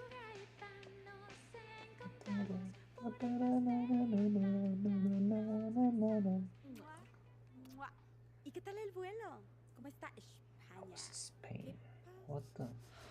Bueno, jugo de naranja recién Christmas destillado. school. Champaña, no. I don't know. Yeah, because you don't even understand Spanish, most of you. That's gonna be... Pensado que el avión se iba a caer. Alright, Así I'm que gonna ordené 3 aguas de translate. Ah, claro. Cada Ah, of experiencia course, que every te near-death regala experience is just another chance for to get drunk without a hangover. es el chuchaque al día siguiente. ¿Y qué pasó con tu familia? So what happened with your family? entienden. They don't Jamás understand me. They entenderán. never will. Pero me van a dar los But they'll grant me the suyos. necessary Para funds to monetizar monetize those esas filthy preciosas beasts. demandas. Ven, Come, Quito, el centro del mundo. the center of the world, and here I am, Coquita, Punto de about to este make it mundo all arder. revolve around me. And they're walking out of the airport. There's a little map of Quito, Ecuador's capital. Now this is the bit we already saw. Mami, quiero un cuy. No para comer. Not to eat, gross. But you said you wanted a cuy. Yes, mami, but... Cuy, cuy, cuy, quiero besarlo. Cuy, cuy, cuy, también abrazarlo. Cuy, cuy, cuy, ni frito y asado. Boom. End of commercial. La familia no es comida. Sponsored by Negocios. Business or something. Ah, esa actriz ya Ah, se does ve that little nerviosa actress como look se as oye. annoying as she sounds? Put on your glasses, woman. Mal me cae. Shit, I hate her. I have to fire her. Delicadamente, claro. Gently, of Lo último course. que quiero es un berrinche. The last thing I want is tears on set. Hola, Hello, preciosura. sweetie. Qué bonita te ves How con ese pretty you look animalito with that tan adorable adorable. creature. Oye, te tengo Listen, noticias. I have a little Me vas a update. despedir. You're gonna fire me. ¿Vas a llorar? Yes. Are you Quizás, going to cry? mujer, quizás. Maybe, ¿Qué maybe quieres? not. ¿Ves a What do esa you mujer? want? Ella Do es you mi see that mamá. woman? Antes de That's que my yo mother. naciera, mis abuelos Before I was se burlaban born, alegremente my de la grandparents joven ruthlessly que teased tenía her más de because she was 30 over años y 30 seguía and yet siendo still a virgin. Un día, para cerrarles la One boca, day, fue to con shut un them doctor up, que le inyectó una she went to a fuerte dosis doctor de and mí. got herself Lo injected que with a quiero strong decir dose of es que me. me concibió por What I mean is that inseminación they conceived me by artificial Que se ponen insemination. cada vez Oh más yes, I heard this kind of thing is happening Y more and pues more. ella sigue siendo Yes, and well, virgen. she's still a Creo que ya virgin. sé para dónde vas I think con where this esto, is pero going, venga, but please, tira, continue. continúa. Tú eres una mujer muy guapa. You're a beautiful Eres woman, una niña a society linda. darling. Seguro conoces a alguna Surely you persona must know respetable someone lo respectable suficientemente arrecha como and para yet salir horny con enough mi to mamá. deflower my mother. Te entiendo a la perfección. I understand you Deja la castidad de tu perfectly. madre Leave your misma. mother's chastity in my hands. And she hands her the cube. The cuy. Vámonos, mami. I'm so bad at talking. Coquita, Let's go, también mother. reemplaza a este monstruito Coquita, espantoso por- let's No, also no replace this podemos, horrid little mujer. monster. Nos cortaron el We acceso a can't, los woman. proveedores de cuis. ¿Qué? Our supply of cuis breeders has been cut off. And now we're in a talk show. Today in Carmen Dice, I talked to the cuy butcher from the humble meat shop who became the CEO of Ecuador's most successful restaurant, El Cuchillo. Let's give a warm welcome to Doña Quispe. Alright, Doña Quispe, let's skip all the bullshit. What do you think about this new trend of ladies keeping little miniature cuis as pets? I hate it so much it boils my blood, and I blame it all on one woman, that Spaniard, Marioneta Negocios. Doña Quispe threatened to blacklist any cuy breeder who does business with you. Listen, woman, her list is literally black. She uses black pen on black paper. She has her eyes well trained and only she can read it. But I don't even know this woman. Why would she hate me without giving me a pleasure of supplying her with a good reason? Doña Quispe makes enemies the way drunk people get tattoos. It may be hasty and may... Oh, this was too fast for me.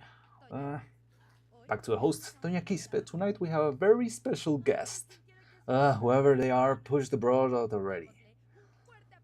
Let's welcome the original owner of the meat shop you transformed into a multi-million-dollar empire. Come out, Josefa Servieta! Old lady pops out and she pops out a gun and he's about to kill anyone. Security pops in. She ends up shooting a light in the ceiling. And Doña Quispe just looks annoyed. Marioneta, it's fine. There's other ways to get cuis in Ecuador. Oh, Coquita, do you remember that oh god, this is too fast.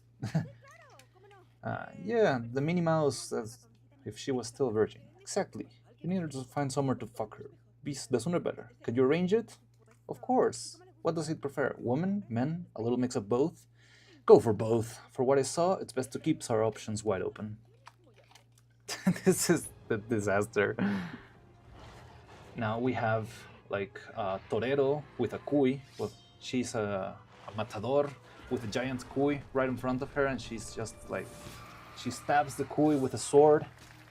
Blood drips in the ground. The body of the cuy is down, and she steps on top of the body, and there's roses and underwear falling from the sky. Now we have Marioneta in a in a back room, and they're chatting. No, you don't understand. This is a matador. It was only an argument between my community and their concern over a friendlier branding, or of a majestic foe, and a request from you. I, like the cuy, have not been bred to spend any time on women's laps or in children's arms. The people of the Andes bred these creatures not as companions, but for two purposes: the tamer of the breed as a source of sustenance, and the more violent as a reminder of our strength, our fragility, and our proximity to death. You want to do to the cuy what man did to the wolf. Transform it into a Chihuahua or a Pekingese. Of course, if you could control the supply chain and the price point, the market and demand, it would be insanely profitable. Imagine owning the DNA patent to something as lucrative as a Chihuahua. But that's not what I'm here. I came here to ask you if I could have dinner, if you could have dinner with me tonight. Oh, I see, says the matador. Now we have Marioneta walking in a hallway, and there's a figure in the back taking pictures of her. She's a little bit startled. She looks back, and the figure pops back, and now it's following. She tries to run. She's following the figure that was taking pictures. Outside of the stadium, there's a crowd protesting against the killing of the Kuis. She walks by. She's looking at, trying to find the stalker, but she cannot go through the crowd. And the stalker drops a handkerchief that flies in the air, and she manages to catch it. Now we go to an apartment, and we have Coquita dancing while cleaning the house. She's just singing and having a fun time. She has like a Walkman. And now Marioneta's dressing up for her date. She's putting some stockings, looking at the mirror, arranging her hair. The matador is back. I've read your interviews. I know you've been at... Oh no, this is Marioneta. But it's like the Beatles. I dream to see it live. I understand. I always say I love the dance between predator and prey. I allow the animal to catch sight of me in their peripheral vision. I deliberately retreat just one step back to encourage it. I wave my flag, a piece of fabric beckoning them forth, for my sincere and deadly intent, to strike, to penetrate. Not as an act of hate, but as one of violent admiration. I always say I live for that moment, that dance. But I leave one part out. Outside of the ring, in the human world, I'll never feel the thrill, the animal lust, of not knowing whether I'm a predator or prey. Me neither, Espada, because I always know. I am the predator. She winks at her while she's eating, and now they are entering the Matadora's apartment, and they're kissing. Now, there's some stuff happening that I'm not going to say because YouTube is going to blast me, but there's some fire in the room, and there's shadows in the wall. That's all I'm going to say. And more stuff. A couple of decorations in the room. And from another building, there's a camera taking pictures of them.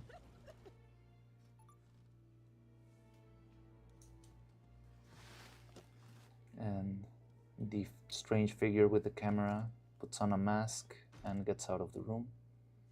Now we get next morning, and we have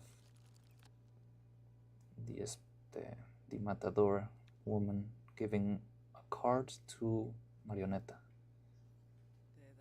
I've given you so much of myself. What's a little more?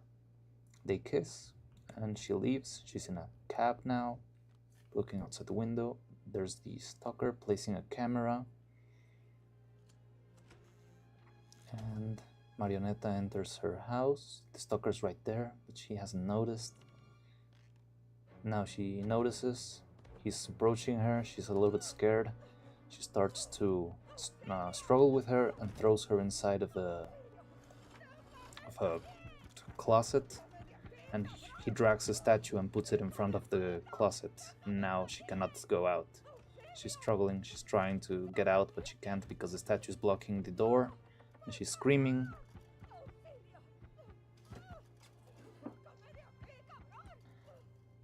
And there's no subtitles here. That's weird. And we've got credits and the song that I was singing before.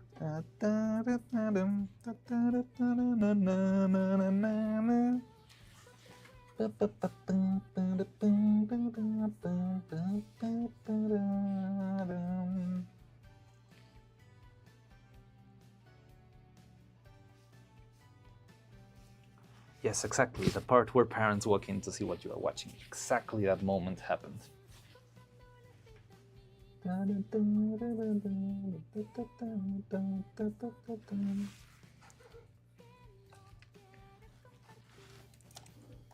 Es un amor de tiendita, un amor de tiendita, es un amor de tiendita y el amor es así.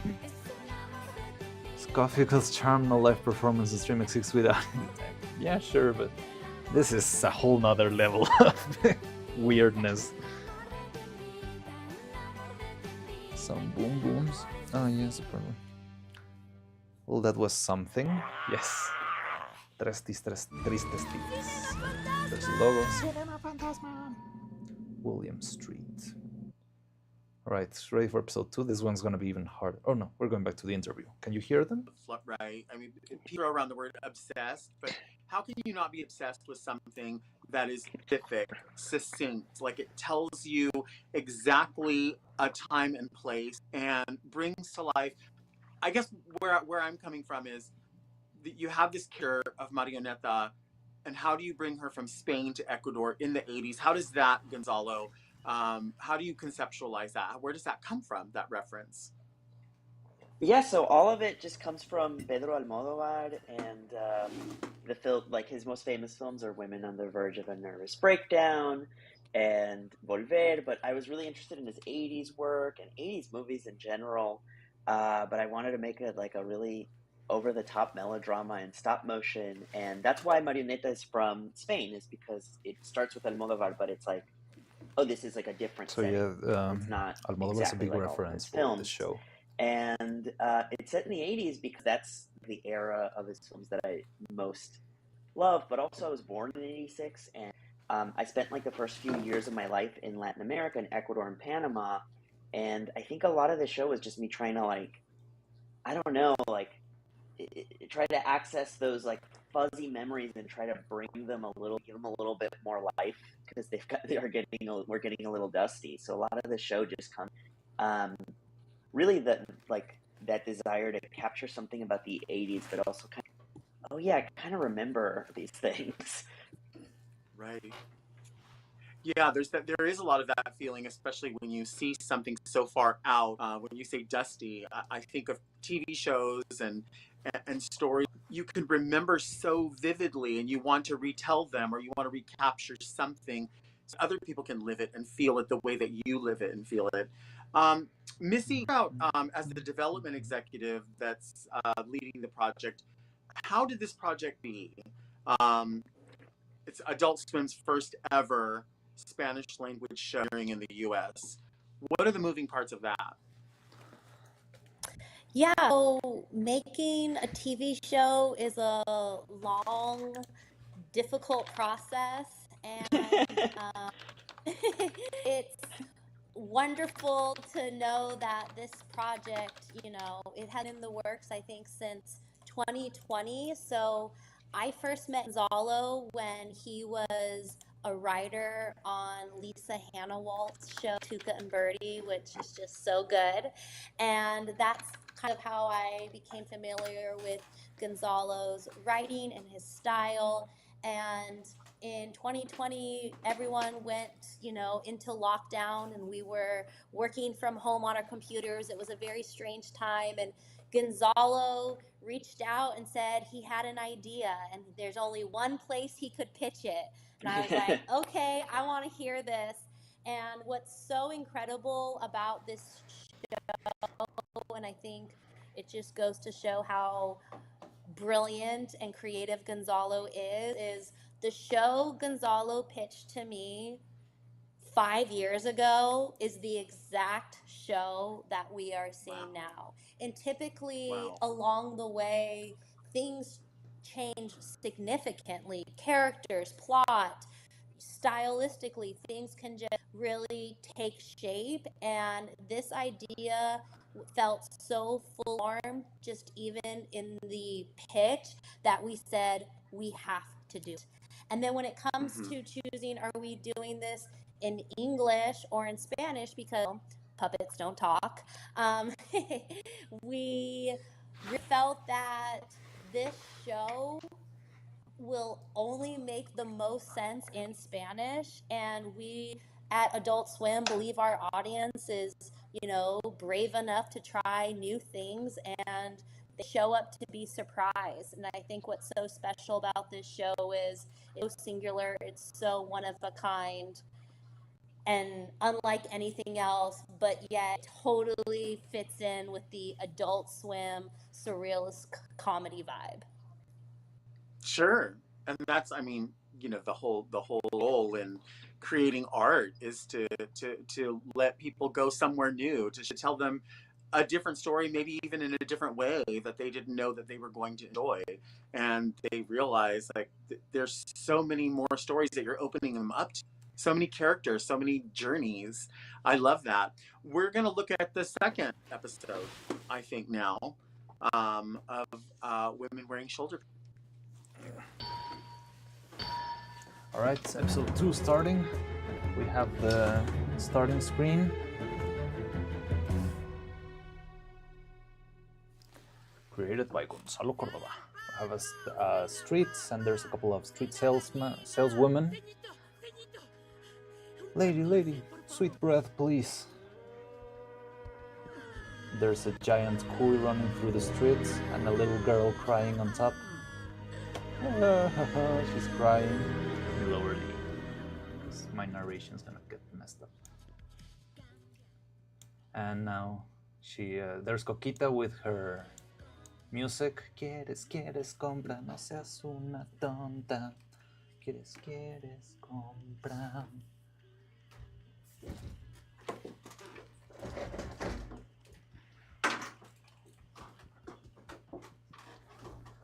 Please let me out. Marionetta's still in the inside of the closet. She's out, and there's Coquita. The statue fell on top of her. Marionetta removes the statue. She's trying to take it off. They're struggling a lot with taking the statue away. There's an old lady walking by, and it seems like they're doing naughty things. Cut away, and they're just tired and lying on the couch. Blunt, sloppy, unsophisticated, this attack has Doña Quispe's cuy grease stained fingers all over it. What about that cuy fighter you took to bed? Espada Muleta? No, Espada has the heart of a cuy. It tenderly beats 200 times per minute. Doña Quispe, on the other hand, that woman has the cunning ruthlessness of the nouveau riche. She has transformed herself from lowly butcher to a CEO. She's taking a shower. Just as I have transformed myself into a rich girl to a rich woman, she can transform once again into a crazed, murderous stalker. I'll take care of Doña Quispe, businesswoman to businesswoman. She is arranging herself. She put some makeup. She's put some new clothes. I need you to do some shopping for me. You know what I like. She gives her a lot of money. We have an art exhibit, and there's this art exhibit, and there's a camera moving by. There are a couple of German tourists taking pictures with the paintings, murals, big murals in the walls. There's another picture, and there are a lot of statues and paintings, and now there's another painting of one soldier carrying a baby and a woman letting the baby go. And we have Coquita looking at the painting, and she is stunned by it. What do you see, Coqui? A photographer says. I see a sail. She kisses the photographer in the cheeks. Excuse me, Mrs. Art Dealer, my Spaniard will take it. And she puts a bunch of the bills in her mouth.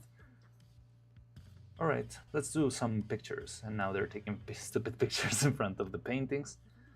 I swear, Piedra, my boss Marionetta is such a savvy businesswoman. She took the coup fighter Espada out for oysters last night and... Oh, I forgot. I wasn't supposed to tell you. It's a little bullshit. I should get more wine. The photographer looks stunned. She's crying. And now there's a couple of photography sets in the arena, and there's the Matadora. Look to the left, a little more. Now look at me. Look at me the way you looked at Marionetta last night. Excuse me? You heard me.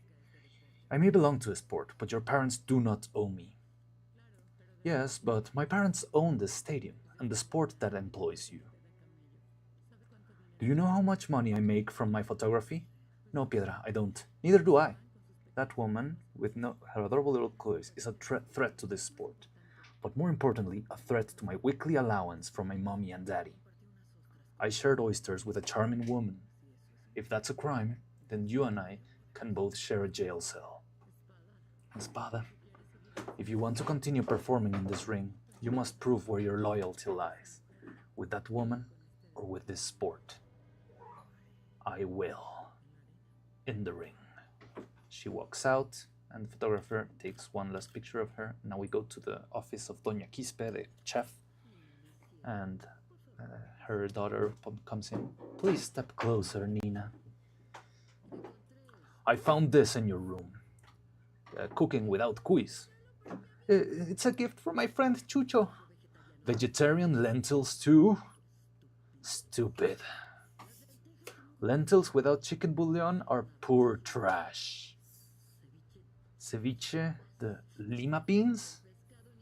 Fish and meat, my girl. It's practically a swimming carrot. And this one. The most disgusting of them all. Roasted cuy made with tofu? Atatai. Mother, no. She's shredding everything in a shredder, like a paper shredder. Blood of my blood, flesh of my flesh. Tell me, how could a Quispe cook such disasters? Are you really a Quispe? Did you really come from my womb? Because if not, then there's a certificate. This certificate might as well be void. She has the birth certificate of her daughter. I am a Quispe. Say it with pride, Nina. I am a Quispe. Good. You may go. She's leaving, she's crying, going out of the office. There's a cuy skull in the desk. And now she's watching TV and she's watching Espada in the ring. And there's a tiny cuy popping out, and it's dressed like Marioneta. Has a red coat, a wig, little glasses. It's the one that you see in the thumbnails over here. Kill it! Kill Marioneta! Espada doesn't know what to do. The cuy is adorable. The photographer's right there. And she's thinking. She looks away. She draws the sword and stabs. Pictures are taken, but she did not stab the cuy. She stabbed the ground. She kisses the little Marioneta cuy. Everyone in the crowd boos, and she leaves the arena. Your little stunt failed. No, Espada. You failed me. She kisses the photographer in the cheek and leaves. We're in the streets, and there's Marioneta with her white outfit walking by, and she asks for a duck. The saleswoman gives her a duck, and she's going through an elevator with the duck in her, holding her hand. And she's going to the office, and there's Nina working in drawing something. They look at each other, their eyes meet. There's the duck. The duck says hi, and she waves back to the duck. Marioneta, says Doña Quispe. I knew you'd arrive. I smelled you. Smell me, woman? We've never met. How could you dream of recognizing my sense? Law de indifference. I can look at a photo of anyone and precisely predict their stench. She pulls out a picture, smells it. Ah, fish and onions, the scent of a man. She shreds the picture. And the attacks. I've come here not for a threat, but with an offer. The duck pops into the table. Behold this duck. The duck lies down. Why cook rodents for the poor when you can ascend to the realm of fine dining by cooking? Canard à l'orange. Confit de canard. Marguerite de canard. With my financial investments in a new restaurant serving exclusively duck to Quita's elite, you shall no longer be Doña Quispe the butcher. You shall become Doña Quispe, the French chef. A bit of imagination. Doña Quispe's dancing with the duck in a starry night. The Eiffel Tower shines in the background. There's a band of ducks playing in the background. they're dancing and stuff is happening. I'm not gonna narrate this. I'm gonna get in too much trouble. And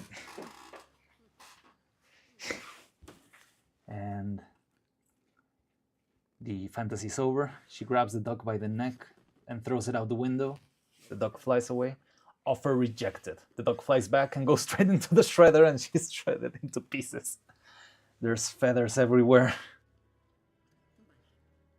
All right. I thought we were similar, but we could not be more different. I'm not a butcher like you. Marionetta has a bunch of feathers in her face, and she leaves. Nina watches her, covered in feathers. She's weirded out. She has a pin in her chest that says "Save the quiz." Is that woman your mother? Interesting. She leaves. Marionetta pulls out a recorder. Future reminder to yourself, Marionetta. The only way to extract revenge on Doña Quispe is to steal her daughter's love. And we have a feather of the duck, and now we see another clip of Doña Quispe dancing romantically with the duck in the middle of a spotlight. They turn around, they dance, and that's the end of the episode. We have the credits rolling. They're still dancing. I'm not sure what happened. Lady sound excited like a tiny VTuber, I know. Nerd Muffin Moira. Dog. What a freak. Filtered. And yeah, so that's the end of that. Let's put back the audio so you can hear the interview. This has been a very weird experience. These characters are so major. The story is so major. The visual is so bold. So Beto, I wonder, tell us about how Never heard Cinema Beto speak in Fantasma English. brought these women to life. And when you look at the sort of the finished product, what stands out to you? Well, in Cinema Fantasma, it's a group of many people, so there are many parts, and it's really difficult, like, figure out exactly how we get it done step by step, because that's what we've been doing. But it starts with Halo's vision, so I think everyone inspired by that, like pushing to get all the little details, like there's people, you create everything by hand, so you need to have like the hair and the little eyes and the sets and the voices. So for me as an animation director, that's, well, it starts obviously, like we are like chatting about his vision of every scene, and then mold it with the voice actresses. Like you can like already to feel that life. Then we grab those voices, and we start like imagining how will they move, how can they react to that. So it's a very, very long process. We are like really slow actors, so we have like all the time in the world to move the marionette, the puppet, as we like, and that's great for us because we can actually freeze time and look at the scene and say, oh, okay, this is not right, this is right. So that's how we approach like all the vision, all of Gonzalo's vision. And it's hard for me to see like everything that stands out to me, because it's hard to see it like an audience, to take it in like as an audience member, because I see every little story, every little surprise, every little mistake we made also.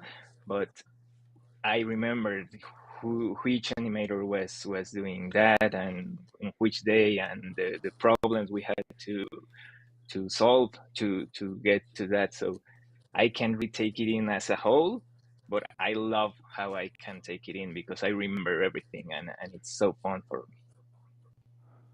Yeah, the characters are so specific and they have their own well, they come to life, and they, you forget when you're watching something like this that these are not real, that this is not real.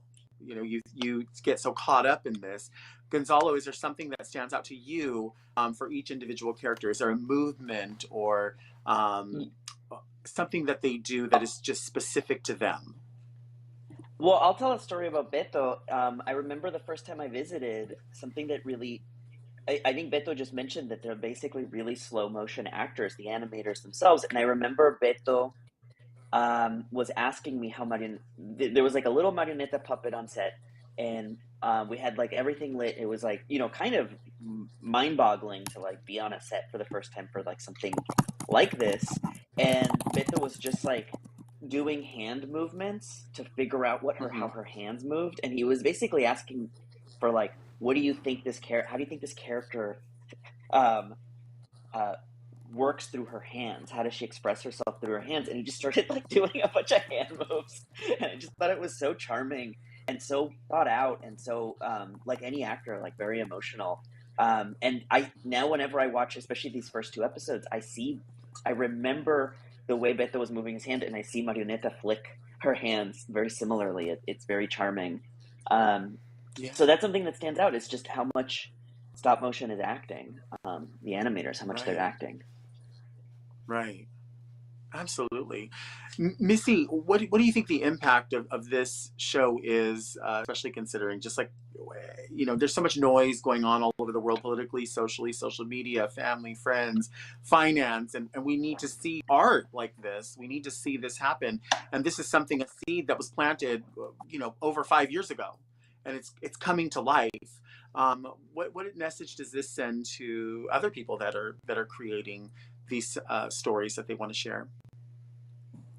Well, I hope it sends the message to women everywhere to be more dangerous, more passionate, and more just, these characters are so fun. And Yeah. when I think of building the dream adult swim show, it's about having characters that I've never seen anywhere else, in environments and in tones. I'm looking for new ways of laughing, and I think stop motion is so synonymous at Adult Swim with Robot Chicken, which is such a heavy, fast joke machine type of comedy. And this is something that's very different from the comedies we've done previously. It is serialized, it is in Spanish, and the jokes are, I feel like they hit this highbrow, lowbrow at the same time, where you watch the show as a whole, and I think it really questions who is prey and who is predator. And it's a smart Sure. critique, and it's a sharp critique. And, I think by focusing a show on a world of women just shows the nuances and the subcultures within each group. And I think that makes for good TV. So, let's laugh, because it is tough out there. Yeah, for sure. I know you've been locked in with the chat right now because a lot of people are tuned in. Are there any standout questions that any of you want to answer? Yes. Okay, we have a question that said, of all the episodes, which are you most excited for viewers to see? Let's throw that to Gonzalo. Yeah, I'm curious what Beto's answer is too. Well, I feel like the first batch, I think episode 3 is gonna really stand out to people because there's just this rain sequence that I love watching. I've watched it sometimes, just open it and watch it on my own.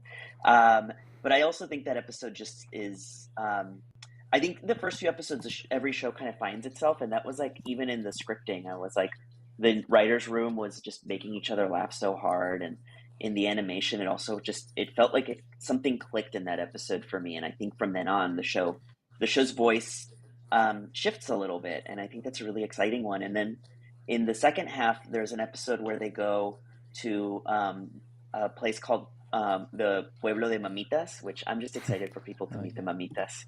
But I want to know what Beto. What do you think? Okay, I was thinking also about the rain sequence. I think it's beautiful to watch, but I think in every episode there's a little detail that I think I love to watch, but also I think it makes sense as a whole until you watch every episode. So there's little details, and so I'm excited for everyone to watch To me, all of it there's until like one the party last scene. That's episode, all I'm gonna say. because That I'm really that's where excited to see how like it it turned out. makes Didn't work sense. in that one, Every but little detail, like the okay, it sounded like it was gonna be a very these interesting characters and the scene. relations, and I like that a lot, because if you watch maybe the first three, I think you were right. You start to be intrigued by these characters, but then you start to understand them, and finally that's when you get like, oh, I love these characters, or I hate them maybe, but it all Let makes me sense. lower the volume a bit. So I'm excited for the people lore to is not. see what a It's freak a Doña weird Quinta is thing with the lore. It eventually. just doesn't feel like a very complicated story. Just a story that happens, but it's well told and how it's told. So She's a yeah, woman there's not with a a big crazy appetite. lore behind Yeah, it. I It's love her. just She's maybe one of people my living their favorites. lives, but I loved it's writing good for in her. that way too. It's sort of grounded, I think. Another Gonzalo, is there a question question? Oh yeah, go ahead.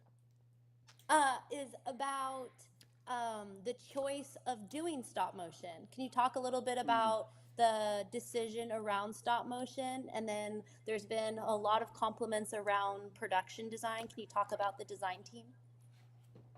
Yeah, I can talk about the first question, which was, so when I first pitched this to Adult Swim, I was really inspired by the Bob Baker Marionette Theater in LA, and I wanted to do marionettes at first, and I believe that the conversations around that were that it was a little bit more complex, and that I feel like I was also talked out of it a little bit by my wife Rachel, who was just like, "Hey, you should watch some stop motion before you make this decision," because Adult Swim was bringing up stop motion, and I started watching stuff, and I was like, "This is definitely the right move. The camera can move so much more fluidly. You have so much more control, and also, it just took the basic premise of it, which is doing big melodrama but with like these dolls, to like another level of expressiveness, and it just felt really exciting. And then when I met Cinema Fantasma, Missy, I think you were in that meeting as well, it just felt like such an aha moment of like, well, these are clearly the right people, this is clearly the right medium. But yeah, it all started with marionettes, and it all started with seeing puppets on stage and being like, I wonder what would happen if they wore shoulder pads and were like having sex and having these like crazy dramatic lives. And yeah, it all came from puppets and the title, women wearing shoulder pads, and just wanting to see dolls do these things. Yeah, in the set design, we're getting a lot of questions about it, and maybe Beto can help, because he was there in person with a lot of the team that not only designed it but built the sets. He was there every day. I could I'm a only bit visit of a every wrter 2 weeks myself, because I'm right? in Tend to be LA a bit and the studio pretentious. was in Mexico City, Directors are Cinema wise. Fantasma. But the design team was led by I feel it can feel a little bit pretentious, but let me tell you, Gonzalo is a really cool guy. He's very. I feel like he's honest with his work. a lot of people worked on the show. My wife, Rachel Kennard, worked on the costumes very, very closely with the team. So many people worked on designing this, and I think Beto can probably answer the question as far as like, there's just so much craftsmanship. It didn't even stop with the designs and the drawings and illustrations. It really, the show took on a new life with the team physically there. Yeah, I was also amazed with these things, but let me just start by saying Cinema Fantasma usually, or most of its life, has made like this stop motion animation, but focusing on monsters and high fantasy and epic, like medieval stories. So when we got to work on women wearing shoulder pads, it was like refreshing because it was so different. And I think also for the design team that have been working on really intricate caves and monsters and demons, to have something grounded on real world, it was refreshing, and it let them like create with all the 80s movies references, and it was fun. It was actually really fun. I think, I mean, for me to see. But Anna led the design team, and it was really taking from the colors of the 80s movies, the 80s vibe. So first with all the references, and then it was maybe months of work about painting. And I see also many questions about the paintings. They are Anna's, and I think Daniel Estrada's also. And I have only like good things to say about them. The one that's speaking right now is Beto. He's my old boss. Right? It's the set is set and the puppets are painted, and every prop is already made and painted. So it's my turn to give life to this character, right? But the work has been going on for months. I can only imagine. Do any of you have any final thoughts, messages that you want to send out to the viewers and the fans of women wearing shoulder pads?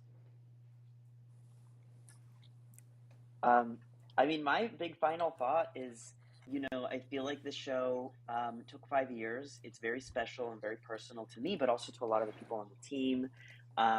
So many elements, just watching these 2 episodes with people and seeing the chat, and people compliment things. I remember the person who thought of it, much like Beto, who had the idea of making this choice or that choice. And this is a real labor of love. So my final thought is I'm excited for people to watch it. And when it's out, if you love it, please tell people, please tell everyone that you know, because I would just want, not even from a place of it being a success. I'm just so proud of my baby and our baby that I want the world to see this so bad. Yeah. Beto, any final thoughts? I'll follow that up with just Yeah. August 17th is when it comes out, and Yes. you can see it on Adult Swim and HBO Max. And if you haven't seen the trailer, we just dropped it on YouTube, and I think it's a real great overview sizzle of the season. So definitely check it out. And if someone comes to mind, like when I watch this, it just someone comes to mind to share it. I'm like, I have to share it with this person. Like, the trailer was just dropped, and like definitely share it and go wide. Sorry, Beto, for interrupting. No, please. Well, I think you have to watch it because it's really unique. Like the sets and the absurd and the nonsense and the melodrama all mixed up. It's I think really unique, and I love working on that. I appreciate every person that worked with me also in the animation department. Great job, everyone. And I'm really excited for us to see it. It was really scary at first because, as I said, it was new for us. But then Gonzalo made it like really fun for us to create. Yeah. We're all excited. This was so amazing. This was a really special treat for everyone to get to hear a little bit of the viewpoint of all the aspects of the creation. So I want to thank Beto, Missy, and Gonzalo for being here, for sharing, for answering these questions. And we want to remind everyone that images and clips are going to be available, and you're totally welcome to share any of them with your friends, what you saw today. Check out the trailer, share that with everyone. And remember that Women Wearing Shoulder Pads comes out on August 17th, and then the next day on Max. Thank you so much for being here and giving us your time and answering everyone's questions. And thank you to Adult Swim.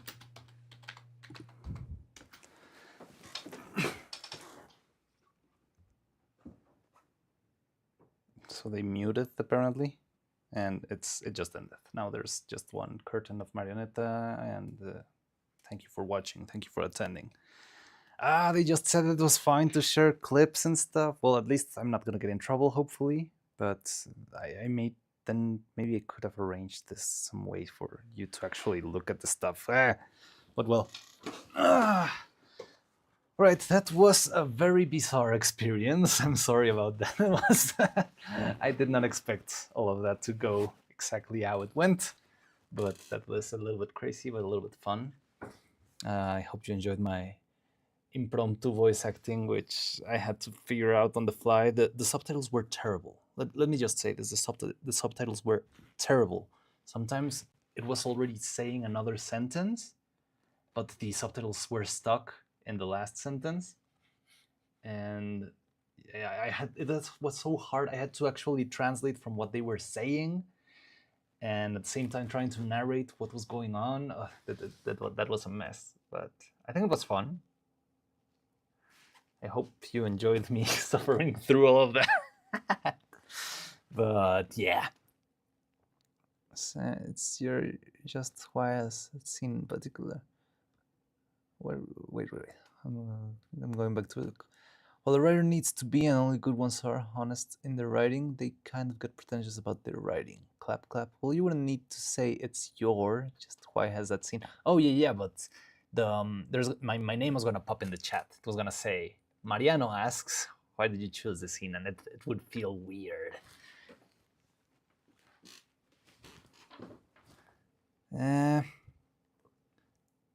Alright, Dolphink says, could have wondered if, like, what made you decide that this, maybe that would have been a more subtle way. Or is your chat account going to be recognized? I don't know, because it's sort of a special platform, but I'm pretty sure I registered with the name Mariano. So because I saw a lot of names popping there that are people from the production. But yes, I don't know. I feel it would have been weird if there's a comment from Mariano like, hey, why did you choose this scene? Is it because I animated? Is it because of me? Hey, am I special? Also, let me be honest with you. I did not get to work in too much of the series, unfortunately. Well, fortunately, it was a weird thing. Because the pilot was animated a lot of time before the rest of the episodes. And I worked mostly on the pilot. So what you saw, the scene with the little girl and all that stuff. But then when work began on the rest of the episodes, in episode 2, 3, and 4, I was pretty much laser focused on working on the movie. They wanted me to work on the movie because I was like, I had a little bit more experience, and they wanted me to pull out like the biggest freaking shots out of that. So I ended up being much more committed to that, and I couldn't get involved into a lot of the rest of the series. I don't even remember if there's anything I did on the rest of the episode. I remember in episode 3 I made like a 1-second clip of animation just because it was late and they needed me to finish it late at night or something. I had just finished another shot for the other movie, and I'm not sure if they even used that shot, but if they did, it might have. But other than that, I think I did not work in, like 80% of the series, which is fine. I got to work in the movie. But yeah, I mean, I would like to show it around and talk about it anyways, because I can. But yeah, unfortunately, most of my work, you already saw it. Let me see. What made you decide to do the teaser to that? I'm really curious to contrast my imagining of the scenes to those actually animated. Like the dog bit, and my mind really went all out there. How do I tell this without getting blasted by either YouTube or filter? I'll just go filtered. So there's this dog, and they are dancing very romantically, and there's these other dogs in the background playing music, and there's the Eiffel Tower, and the stars are shining bright, and they keep dancing. They start to dance a little bit closer, and I'm not sure if they kiss or if they are just stand close together. and then the duck starts to slowly slide down and goes down under the limit of the screen. You just see how it sort of pulls up the skirt of Doña Quispe, and you start to hear her making some funny sounds. And I'm guessing there's a lot of big action over there, and that's exactly what happened. That's all I'm gonna tell you. That's all the detail you will get.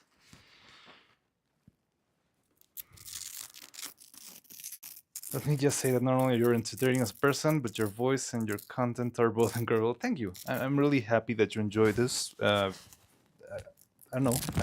I like what I like to do what we usually do the most, but I'm having a bit fun with this, like, off. I don't know. Yeah, this more variety. This streams that have a little bit more variety. The one where we saw the festival was also fun, and I don't know. Yeah, it's been enjoyable. I'm starting to like this. I feel like I still need to get the hang of it. I need to get better with, speaking in general, all this stuff. But yes, I'm liking this. I'm liking to chat about weird things with you. This is a very weird project to chat about, but it's been fun too. Let me go back to the comments. Fluffy says, "So good." Romanson, you did all the animation by yourself. Got it. No, I did not do all the animation by myself. Stop. It's a lot of work, and there's a lot of people involved, and they all should be very proud of their work. And yeah, I feel like it's something where everyone should have their own, like, little spot and be acknowledged in what they did. Too much info? Yes. Yeah, Delphink asked. Blame it on Delphink. Ha.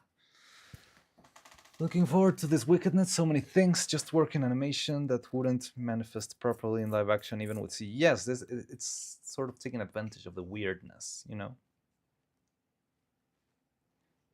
My favorite animation, like, ever, and not done by me, just in general, or do you want something like I worked on? It's a little bit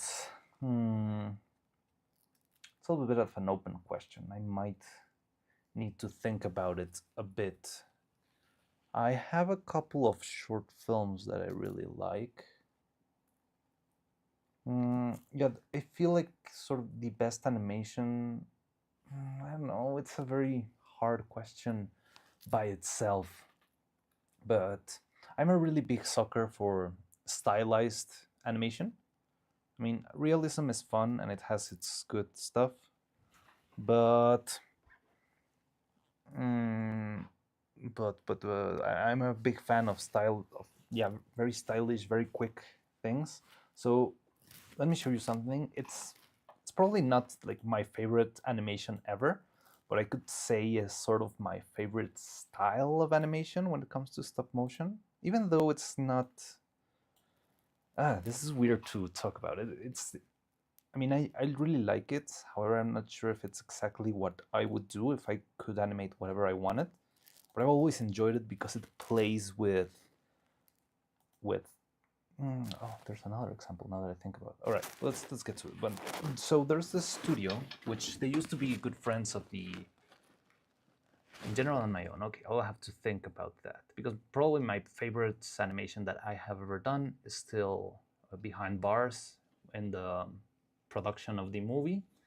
But maybe I have something out there that's public that I can show you because there's stuff I worked on from the original series that's probably even out there on YouTube, so I can show you that. I feel like my microphone isn't working. Can you hear me a little? But yeah. All right, so here's so there's this studio who they were also very big friends of the studio in which I worked on. In fact, I got to know them not only as like personally, but I didn't know about the studio before getting to work there.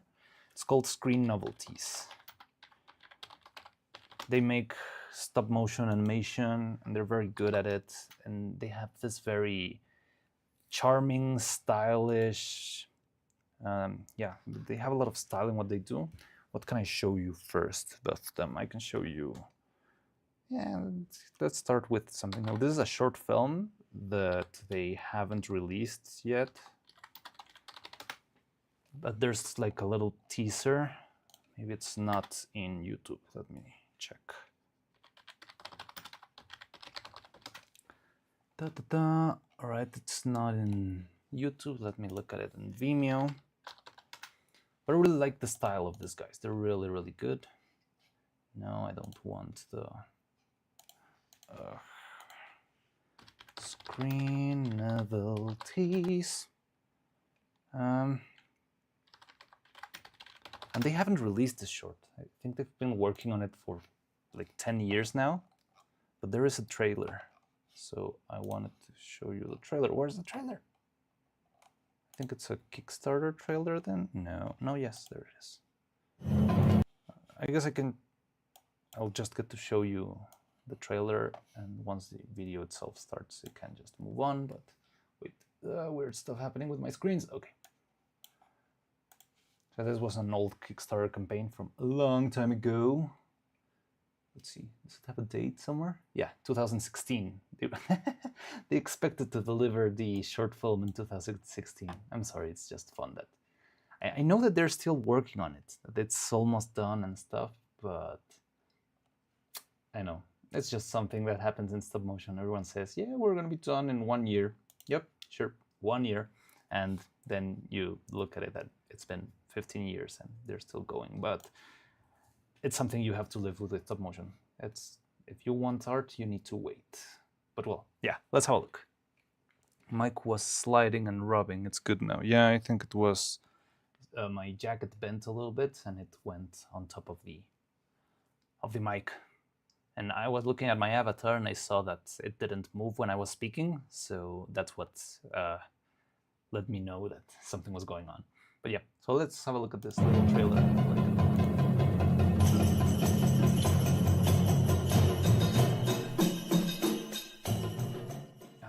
Hi, I'm trailer. Chris. I'm Mark. And I'm Seamus. And we are Screen Novelties. And I'm Seamus. And we are Screen Novelties. And we're making a short film called The Witch Doctor. Here's a little clip. Here we go.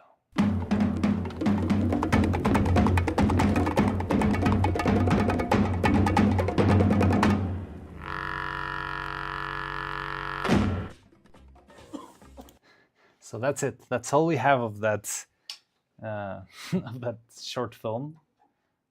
So there's the rest of the video, and they talk about what they've done before. They've done very charming things. They made all the stop-motion SpongeBob specials. I think there's a Halloween one, and there's a Christmas one. Do you want to know a funny story? Back when I was barely working as an intern, where I used to work, my bosses even told me that they were considering sending me to Screen Novelties to work on the SpongeBob Halloween special, just because they thought I worked really well, and they thought that I would learn a lot from working there for a little bit. They were sort of like lending me to the other studio so I would learn from them. That didn't happen in the end, but it was very, very fun. Or well, it was a great idea, and I'm very grateful with my bosses for even considering that. It was a very weird thing to say, especially because, I mean, I was still a bit of an intern.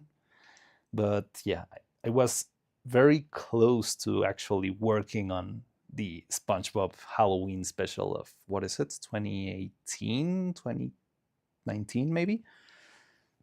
But let me show you a couple more animations of these guys, because there's like big examples of why I love. I think this one, even though I like it a lot, it's a little bit hard to notice what makes it stand out. But there's a couple of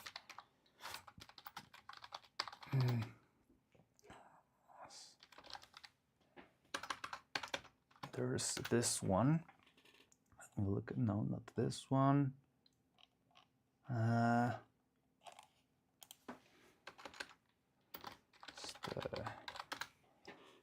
Yeah, that would have been awesome. It didn't happen, but it's fine. How do I fund it?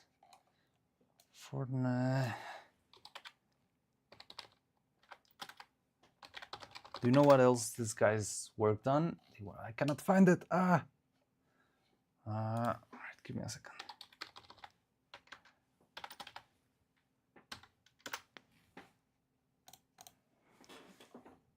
Awesome, awesome. Yes, it would have been awesome. This one. All right, it's.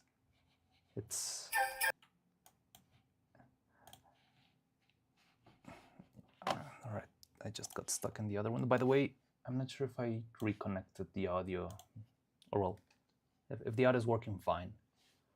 But this is what like the purest, the rawest screen novelty style, and I love it. I love how they do this.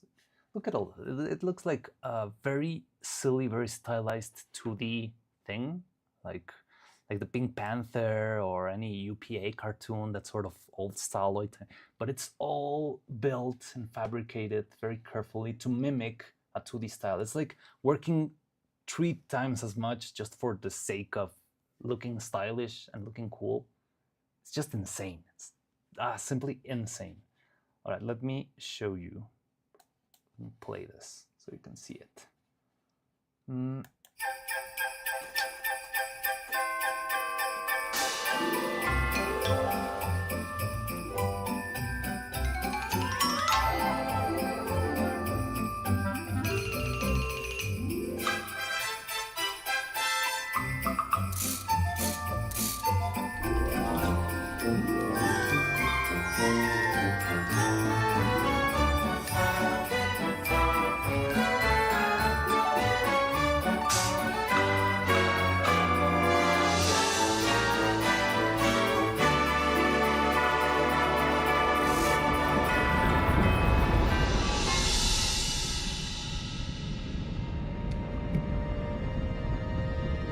Here's a Fortnite ad. So yeah, it's a Fortnite commercial. It's weird, but the stop motion part is just stunning. I love their style. I love how they do things. You cannot hear me because it's very loud. All right, that was loud, but. Yeah, it's incredibly stylish. I'm not sure if I can go frame by frame and... No, silly little... Stupid Vimeo, I cannot go frame by frame in here. But look at this dog. Where is it? It's just beautiful. And think about it, this is made of wood, it's solid wood. They had to change different mouths, different pieces to actually make this. Do all the poses.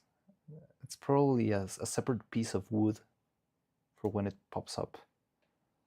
But yeah, this guy's incredibly good at making stylish animation, and I love that. So I wouldn't say like this is the exact style I would go for if I was free to do whatever I wanted.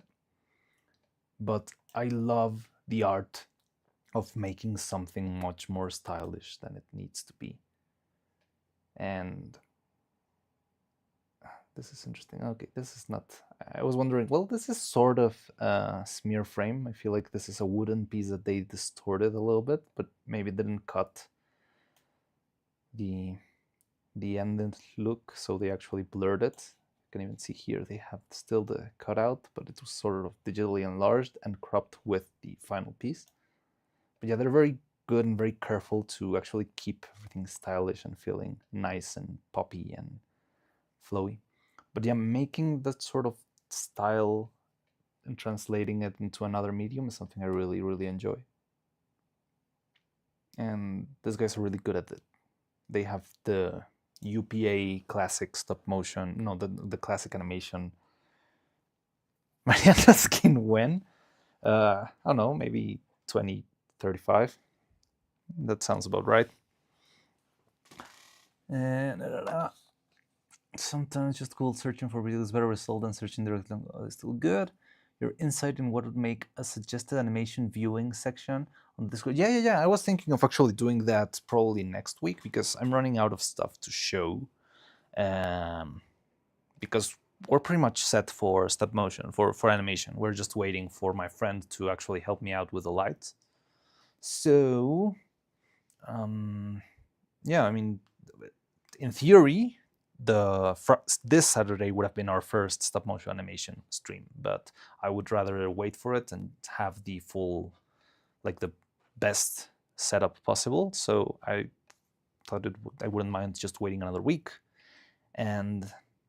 But yes, I've been thinking of making this sort of sharing stuff streams and having fun. I think I would need to plan it a little bit more ahead. I mean, I can sure and gladly show you all of this stuff just like this, but maybe if I actually prepared sort of a list of things that we could watch together, it might be a little bit more entertaining, combined with all of your suggestions, people sending. I saw someone send something to the stop motion section in our chat. And yeah, to us, I don't know how to speak Discord, to the stop motion channel in our Discord server. Somebody sent a video related to stop motion, and I haven't seen that one. I guess that one would be a good one to actually share and talk about. I'm not sure. The stream is going a little bit long, but we could keep talking about this and maybe start closing shop. But we could plan for a short, more of a showcase of everyone sharing and having fun. Maybe this Saturday itself, it could be a good time to do that. But yeah, so I really like this animation. I like their style. Screen Novelties is very, very good. They worked in Fortnite. The other thing they worked on, well, all the SpongeBob Christmas specials, Halloween special. This is the one I could have worked maybe, but I didn't get to. But I mean, just the idea of being able to be here sounds crazy. Very, very crazy. And what else do I like about? Well, they worked on the Cuphead, both DLC trailer and also the Cuphead show. All the dioramas they had. Oh, and a bit in the game. I think the secret boss of the Cuphead DLC is also made using stop motion. This isn't even stop motion. This is actual puppeteering. You probably have seen the trailer before.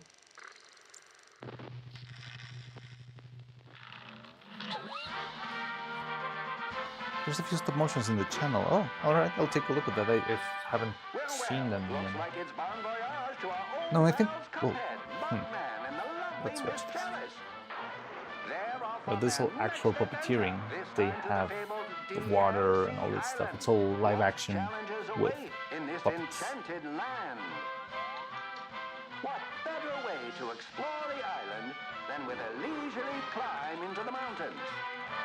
Just remember to watch your step. Or perhaps the icy tundra is more to your liking. Don't forget to pack your mittens. Look out for the walloping winter whale. That's more of Next stop, the dramatic Western Plains I will go all into gameplay, but no, we have a little bit more of actual craftsmanship. But what's this? Why, it's Chef Saltbaker with his famous cookies. He's the best baker in the land. His cookies are sure to put some pep in your step. Oh! And you'll need it. For there's a new challenge waiting around every corner on the amazing DLC Island. DLC Outlet.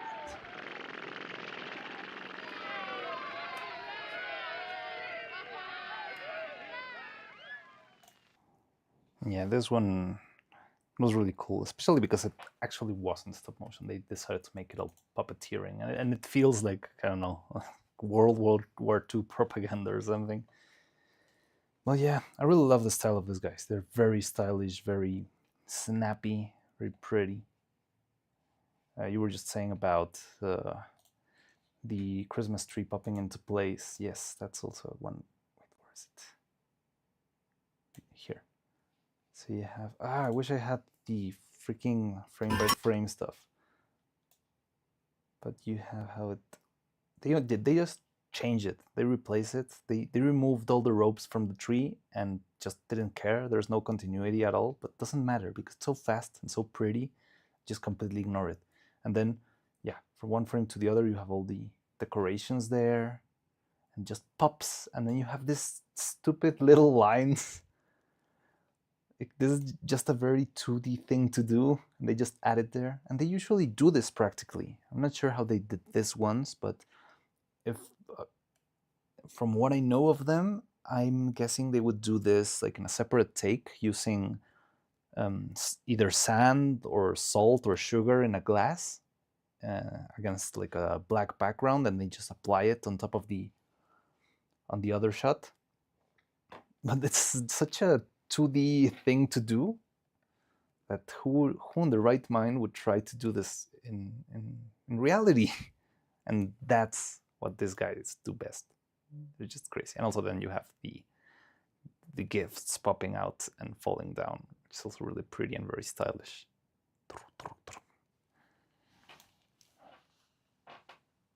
Thinking they look like they did the Adventure Time stop motion. Yes, they have it right there. But is it the stop motion episode or is it like a commercial? No, this is Adventure Time Lego. Yeah, I think the Adventure Time stop motion episode was made by someone else. And I think I remember who it was, but I just forgot, sorry. But yeah, there's the Adventure Time episode. This is the Lego ad then.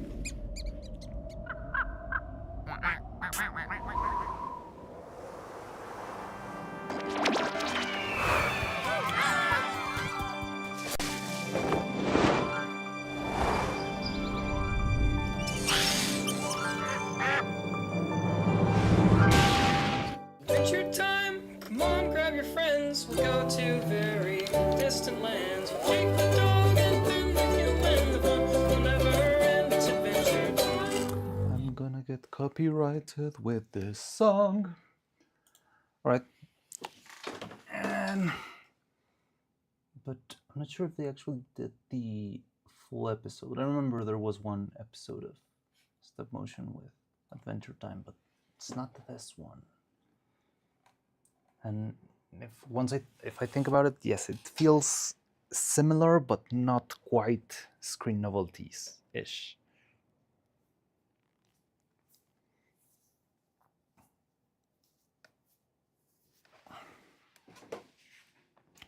But yeah, these guys are very good. There's another animator I really like who's called VariPervs. I could show you some stuff of him probably in another stream. I think that would mean, well, I think that would do well in its own stream because they're usually very long shorts, sort of past the 10 minutes mark, if I'm not wrong. But that man, oh my god, that man is really, really a big inspiration for me. He is such a raw embodiment of a pure artist that it's just amazing. I was in a master class that he gave in the Annecy Festival 2 years ago, I think. It was just life-changing experience. He released a short film during that festival, and we saw it, and it was incredible. It brought me to tears. It was just ridiculous. But I'm not sure if it's already released. I'll look for it, and if I find it, I can show you. But if not, I can show you the other shorts that he made. But that man, dear God, he is outstanding. Simply outstanding. I wish if I get to live to his age, I get to be just as pure of an artist as that man is. He has just the perfect embodiment of artistry.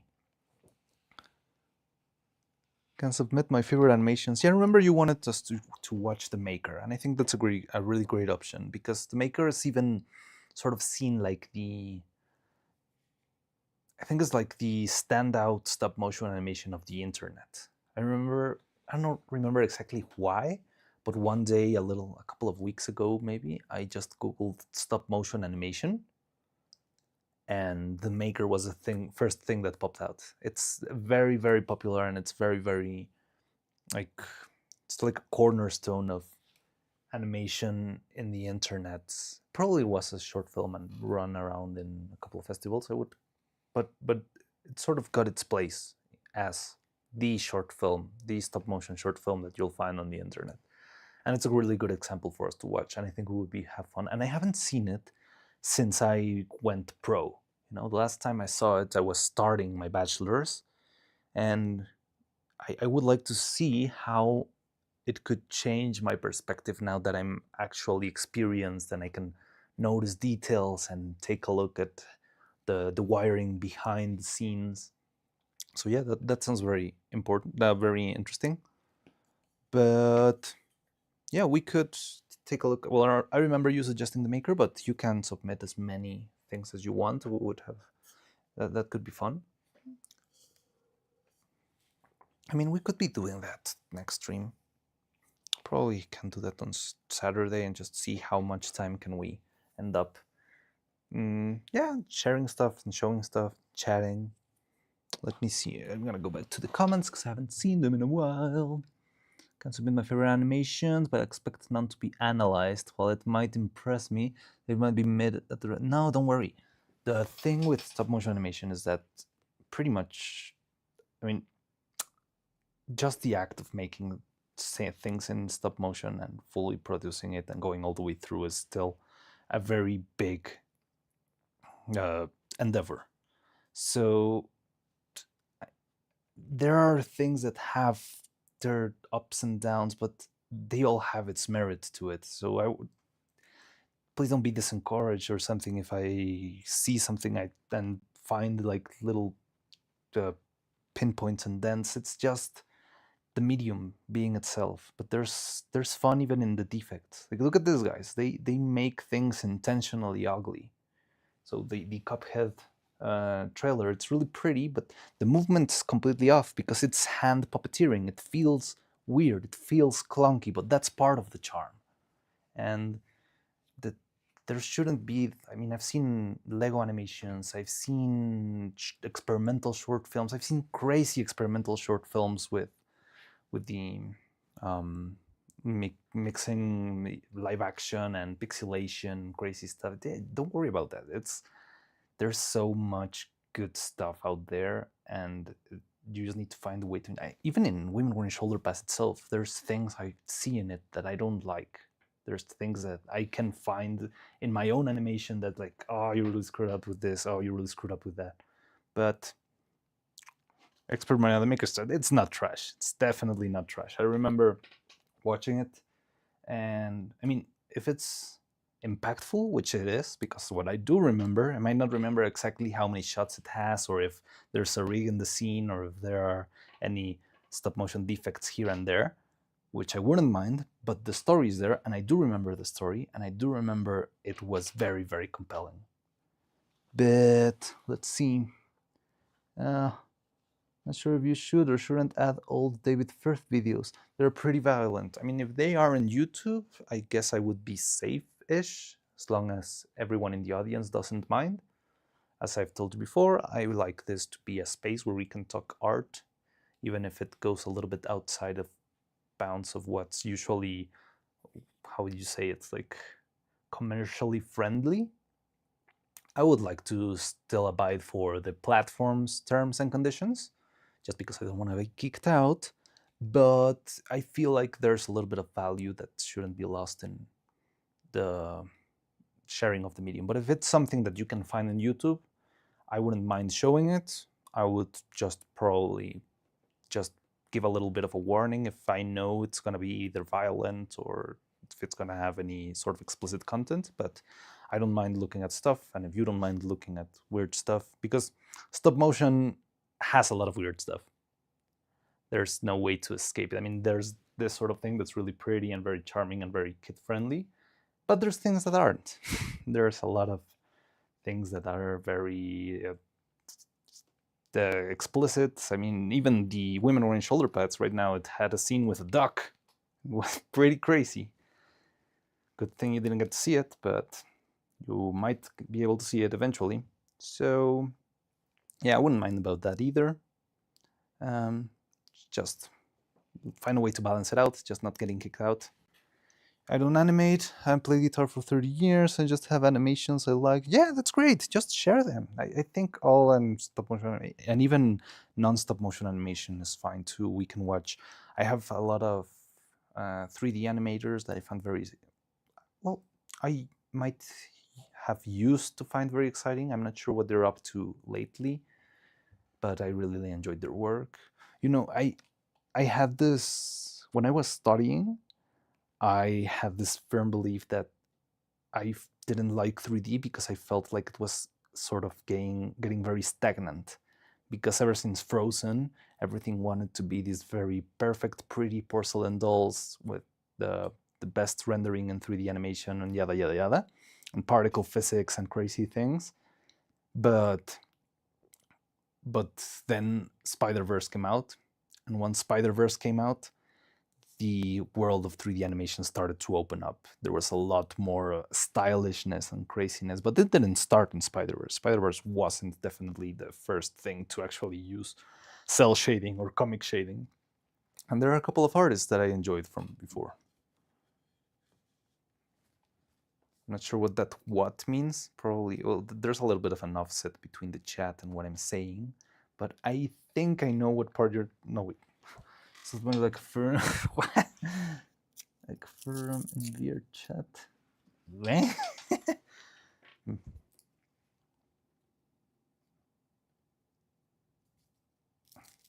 Oh, you mean because of the weird stuff? Maybe sometimes. There's probably weird things out there. I mean, there's Anomalisa and stuff. It's not extremely weird, but it's not the usual sort of thing you watch on TV. Can't wait to watch women wearing shoulder pads with my parents. Yes, of course. You will love it.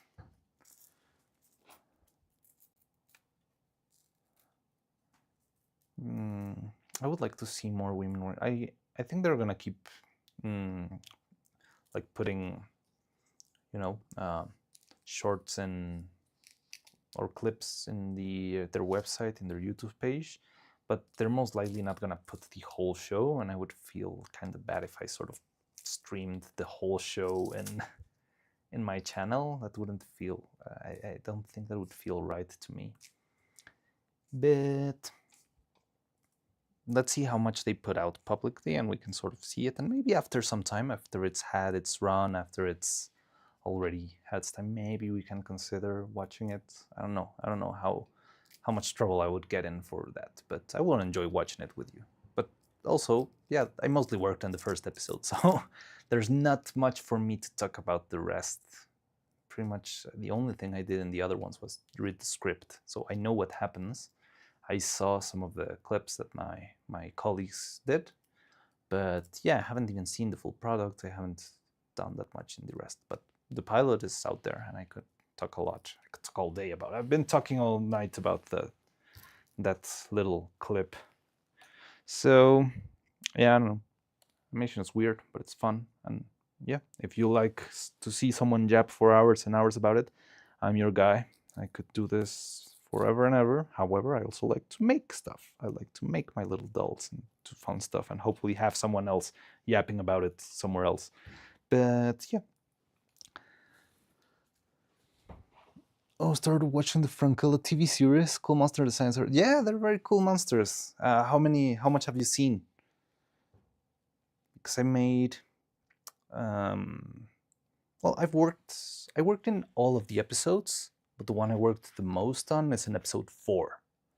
So if you haven't finished it, well, you probably still need to go a little bit longer till you find it or till you see it. But there's also a lot of fun stuff I animated before. Yeah, they're really cool designs. Like where they stood out a lot is making very interesting looking creatures and monsters. And I remember back in the studio they had a sort of like a room filled to the brim with toys from all around the world, and they would use them as inspirations. It was like, hey, what if I took like parts of this yokai monster that I have in this shelf, but we added the fairy wings of this other monster, and they really enjoyed experimenting like that a lot. They were very visually out there and trying weird things, and that's how they got many crazy designs and ideas. Cool. Good things you enjoyed my yapping all day long. First episode only so far, but then I'm going to be watching the rest. Oh, the first episode has one of the shots that I really enjoy the most. or I don't know why, but it's like a shot that I enjoyed animating very, very much, which is when after the whole montage of the kid enjoying his life and having fun because he doesn't have to do homework anymore, there's this very long shot of the kid just very happily walking from one side of his living room to the other, and he even dances a little bit and he turns around and jumps and has a lot of fun. And that shot I animated, and I had a lot of fun with that one. And I remember even then, I think I was enjoying myself so much that I even animated in record time. I remember my bosses called me out and said, "Hey, we need to talk about this shot." And they sat me down, and I was like really stressed, like, "Oh, maybe I need to repeat the shot. Maybe I forgot something. Maybe something happened." And they said, "Yeah, so we're very intrigued about the shot. We needed to talk to you about it because how did you make it? Like, uh, it's very good, but also you only took like 3 hours with this shot. How did you do that?" And I honestly do not know how I did it. It was, I don't know, I was just enjoying it too much. Let me see if I can find it. Maybe I can find that shot in YouTube, and then I won't be infringing anything. I can do it right here. No, wait.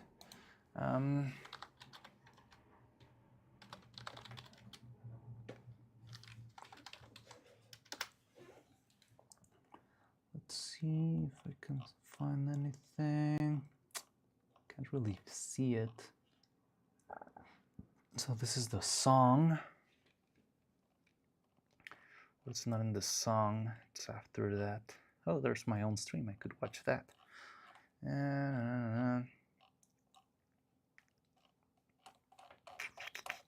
Yeah, cannot find it, but you might know it from the chapter. Let's see.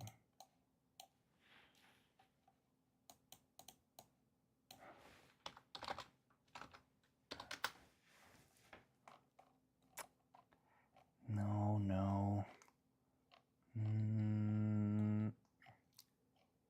Yeah, no. Can't find it. Sorry. Might be able to see it someday. Or maybe if you find the clip, I could show it to you. But it's a very cool shot. Very long one.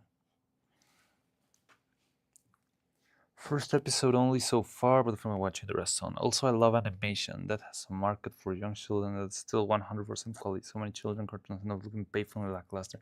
Yes, I feel like it's just something that has been happening lately because, well, it's a business and things have to be cheap. And now that AI animation, well, it's weird now because, children's entertainment got very weird with YouTube and their monetization schemes and all that stuff.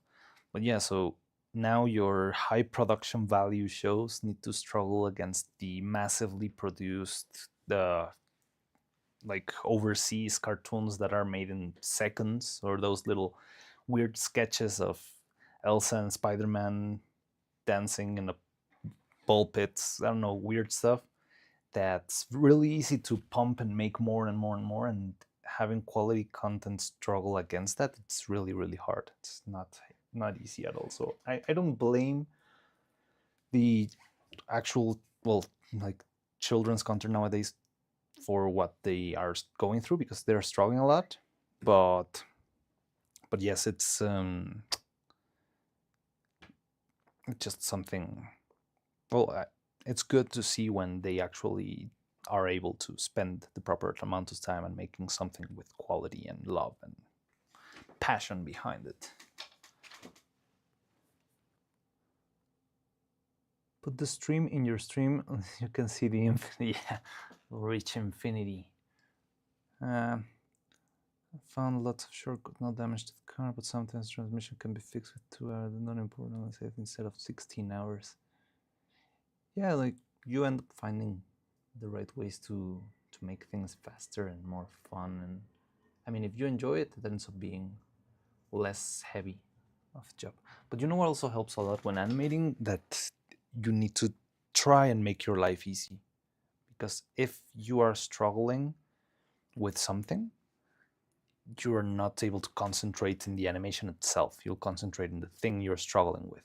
So if I'm struggling with the left feet is sliding too much and I have to change it and it ruins the animation, I'm thinking too much in the left foot and not thinking really much in the actual movement.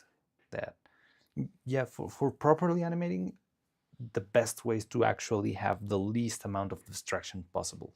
So you need to really focus.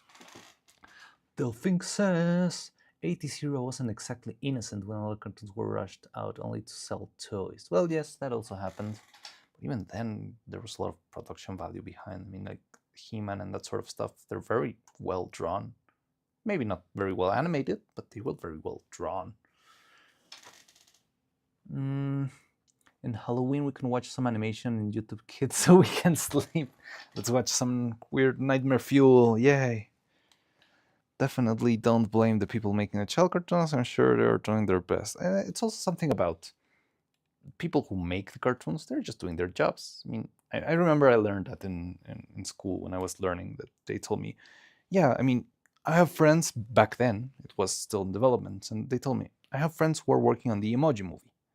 And they know the movie's gonna be terrible and it's gonna suck. But that's not their fault. That's some big business suit's fault for deciding that that would be a good idea.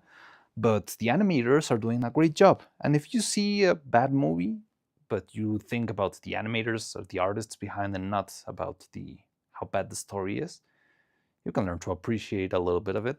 I mean, the Emoji Movie is flat out terrible. But there are good clips, good acting bits, good animation here and there. And that's something that should be respected, whoever worked on that. It's not their problem that the movie sucked. Check out How to Poison AI. I've seen a little bit of how that works. That you sort of apply a thin layer of like noise on top of your image, right? And when an AI tries to read it or tries to interpret it, it's just rubbish to it. What would happen if Nero watched an AI poison dart? That would be interesting. I'm not sure if it has happened already. Also, they are good. I mean, I saw Nero go past very tricky captchas. So if she can go through that, maybe they can go through the poison dart as well. That would be interesting to see. Good experiment. I wonder if someone has already done that. Or maybe the filter sister manages to catch those and remove them before they are on stream. That would be a fun use for filters. And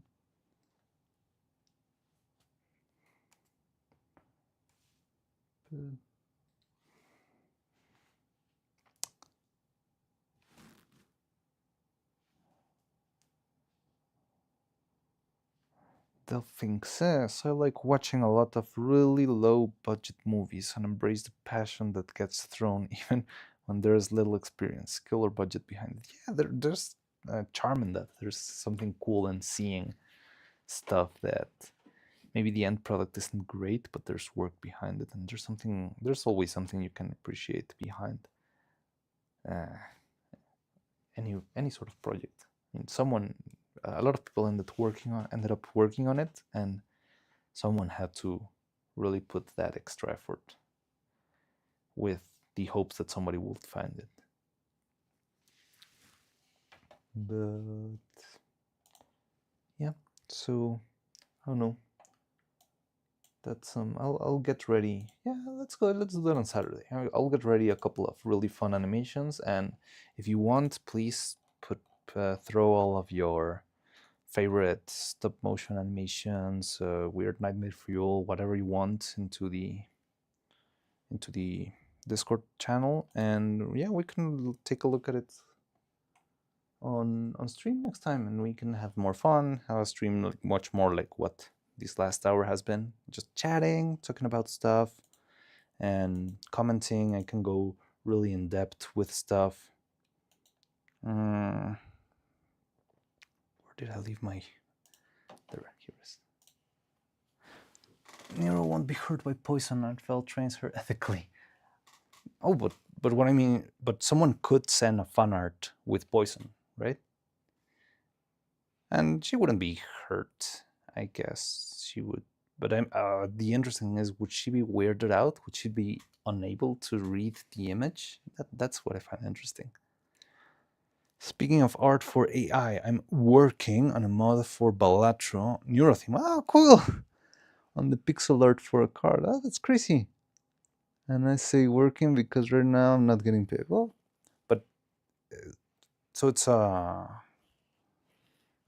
it's like fan-made mod, right? Or is it an actual official mod? That would be crazy.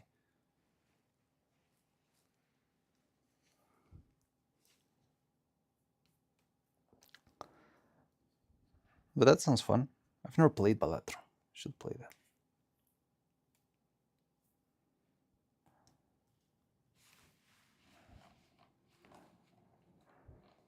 Oh,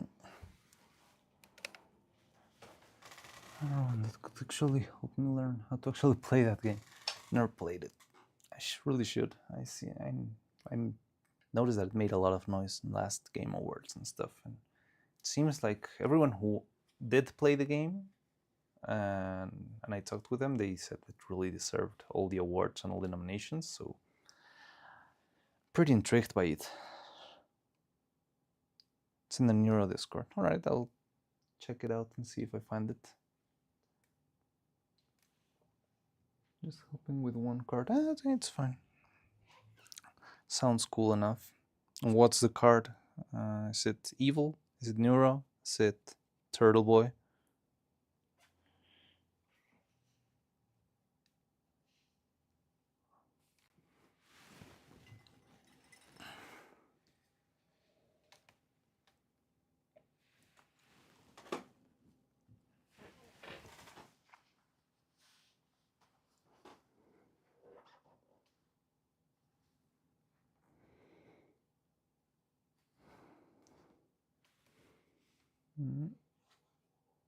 Okay.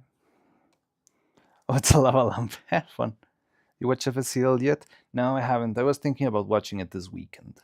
In the middle of the week, it's a little bit hard for me to watch stuff. I don't have that much time, and this has been a particularly busy week. But maybe I'll have some time to watch it during the weekend. Yeah. I'm not sure if by Saturday, but maybe in Sunday. Maybe I could watch one episode before the next stream. But I'll let you know when I watch it. Of course, I'm pretty aware that I can always tell you once I watch it, and we can chat about it. But yeah, I haven't seen it yet. All right, I guess we could start wrapping up for tonight. So yeah, let's do that. I'll post later an announcement in the Discord and stuff. I'm not sure if making a new channel or something. I'll figure stuff out, but I'm gonna make sort of a post here and talk about what I'm planning for the next stream, to be just casual chatting and looking at fun animation and stuff and blah, yada yada yada.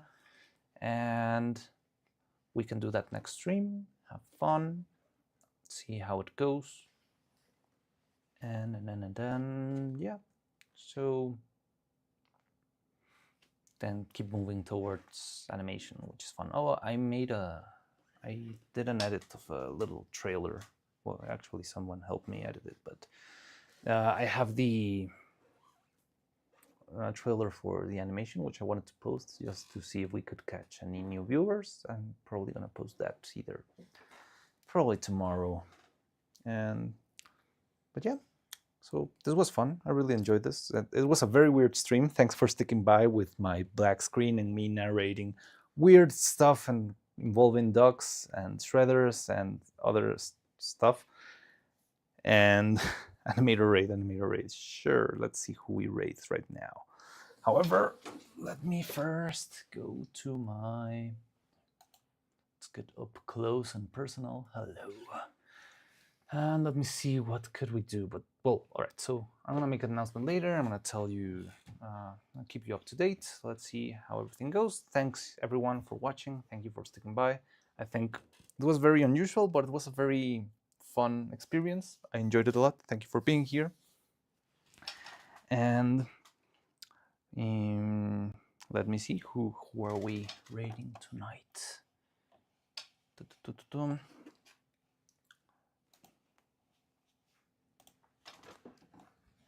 I had Tenma, but I think her stream already ended. Yeah. Kiara, Uriel, Cleo. Anyone else you know? I'll go with Uriel because she sounds indie enough to me. Let me look. I'm gonna Google her real quick.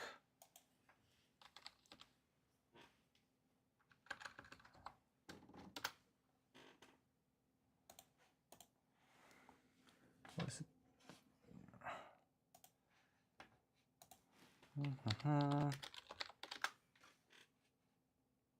Yeah, she's got 18 viewers. This sounds like someone who would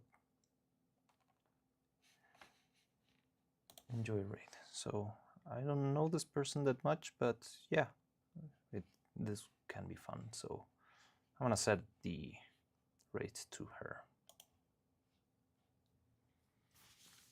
So yeah, thank you for watching. Thank you for popping by. Had a lot of fun. Let me know if there's any suggestions, any new thing you would like me to chat. If we missed anything talking about the Wwsp music video.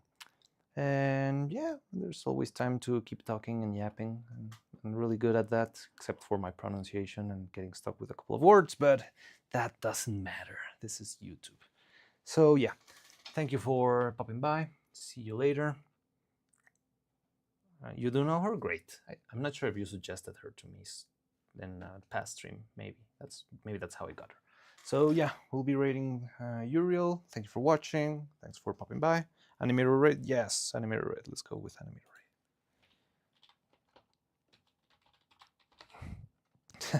raid. Raiders wearing shoulder pads. How about that?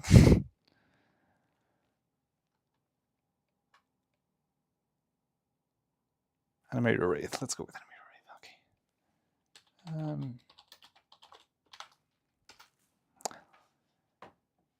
Okay. Well, see you later. Have fun. Thanks for watching.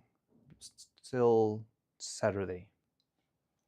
Bye-bye.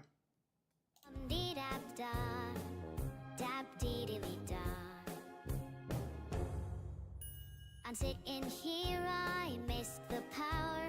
I'd like to go out, taking a shower, but there's a heavy cloud inside my head. I feel so tired, put myself to bed. Well, nothing ever happens, and I wonder. Isolation is not good for me. Isolation, I don't want to sit on the lemon tree. I'm stepping around in the desert of... Wait a second, her stream just ended? I think her stream just ended. How are we gonna rate that? We barely did not catch her, I think.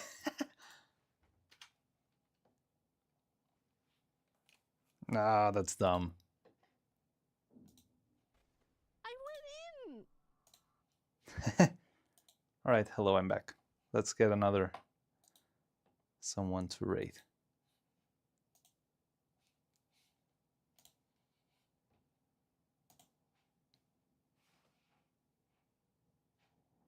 All right, there's another YouTuber I found. She's playing League of Legends. Hope you're not allergic to that.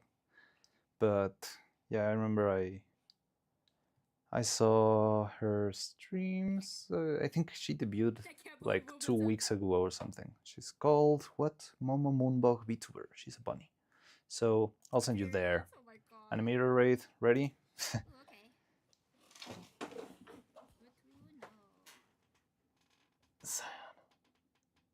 She does never react sometimes. Alright, let me reprogram my rate. Right now. Give yourself a shout out right now. Yeah, I know it's League, but there's another raid there going on right now. Crazy. Alright. Sorry about the League of Legends. Oh, I know what happened. This is the same thing that happened to me before. I got the suggestions for rating that of people who were streaming when I started streaming and not from people who were online while I was finishing. That's why the stream ended right. Why can I rate this person? I'm not subscribed, maybe? Oh, I am subscribed. What? Why? Can I Google it? No. Ah. Wait, you can't? That's insane. I didn't know that. Is there any other mods you can give? Gonna shout out. No one saw that. No one saw that. Huh. I cannot find her. No, there she is. Holy shit, this is so sad. This is just Norms. This is Norms. Oh, I need her to add me to her raid list, so that's a bust again. Sorry, you had to. Alright. You're going with Cleo then, I guess. Thank you so much for the follow. I appreciate it so much. Welcome. Yay. Oh my god, this must be so hard to watch for like the people who actually play these roles. I don't know. Alright, let me check. Oh, you were actually listening to her. Sorry, I'm terrible at all this button pressing and stuff.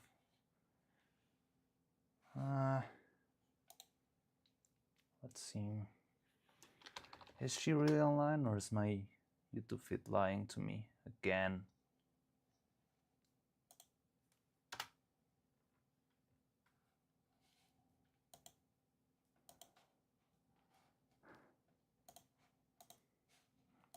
My YouTube isn't loading. That's fine, I don't care. The song goes where it's saying, yeah. Tora, no, the live speaks Japanese. I don't think it's good. Yeah, I don't think they're gonna be standing. No, Clear's not live. What? Why do you keep lying to me, YouTube?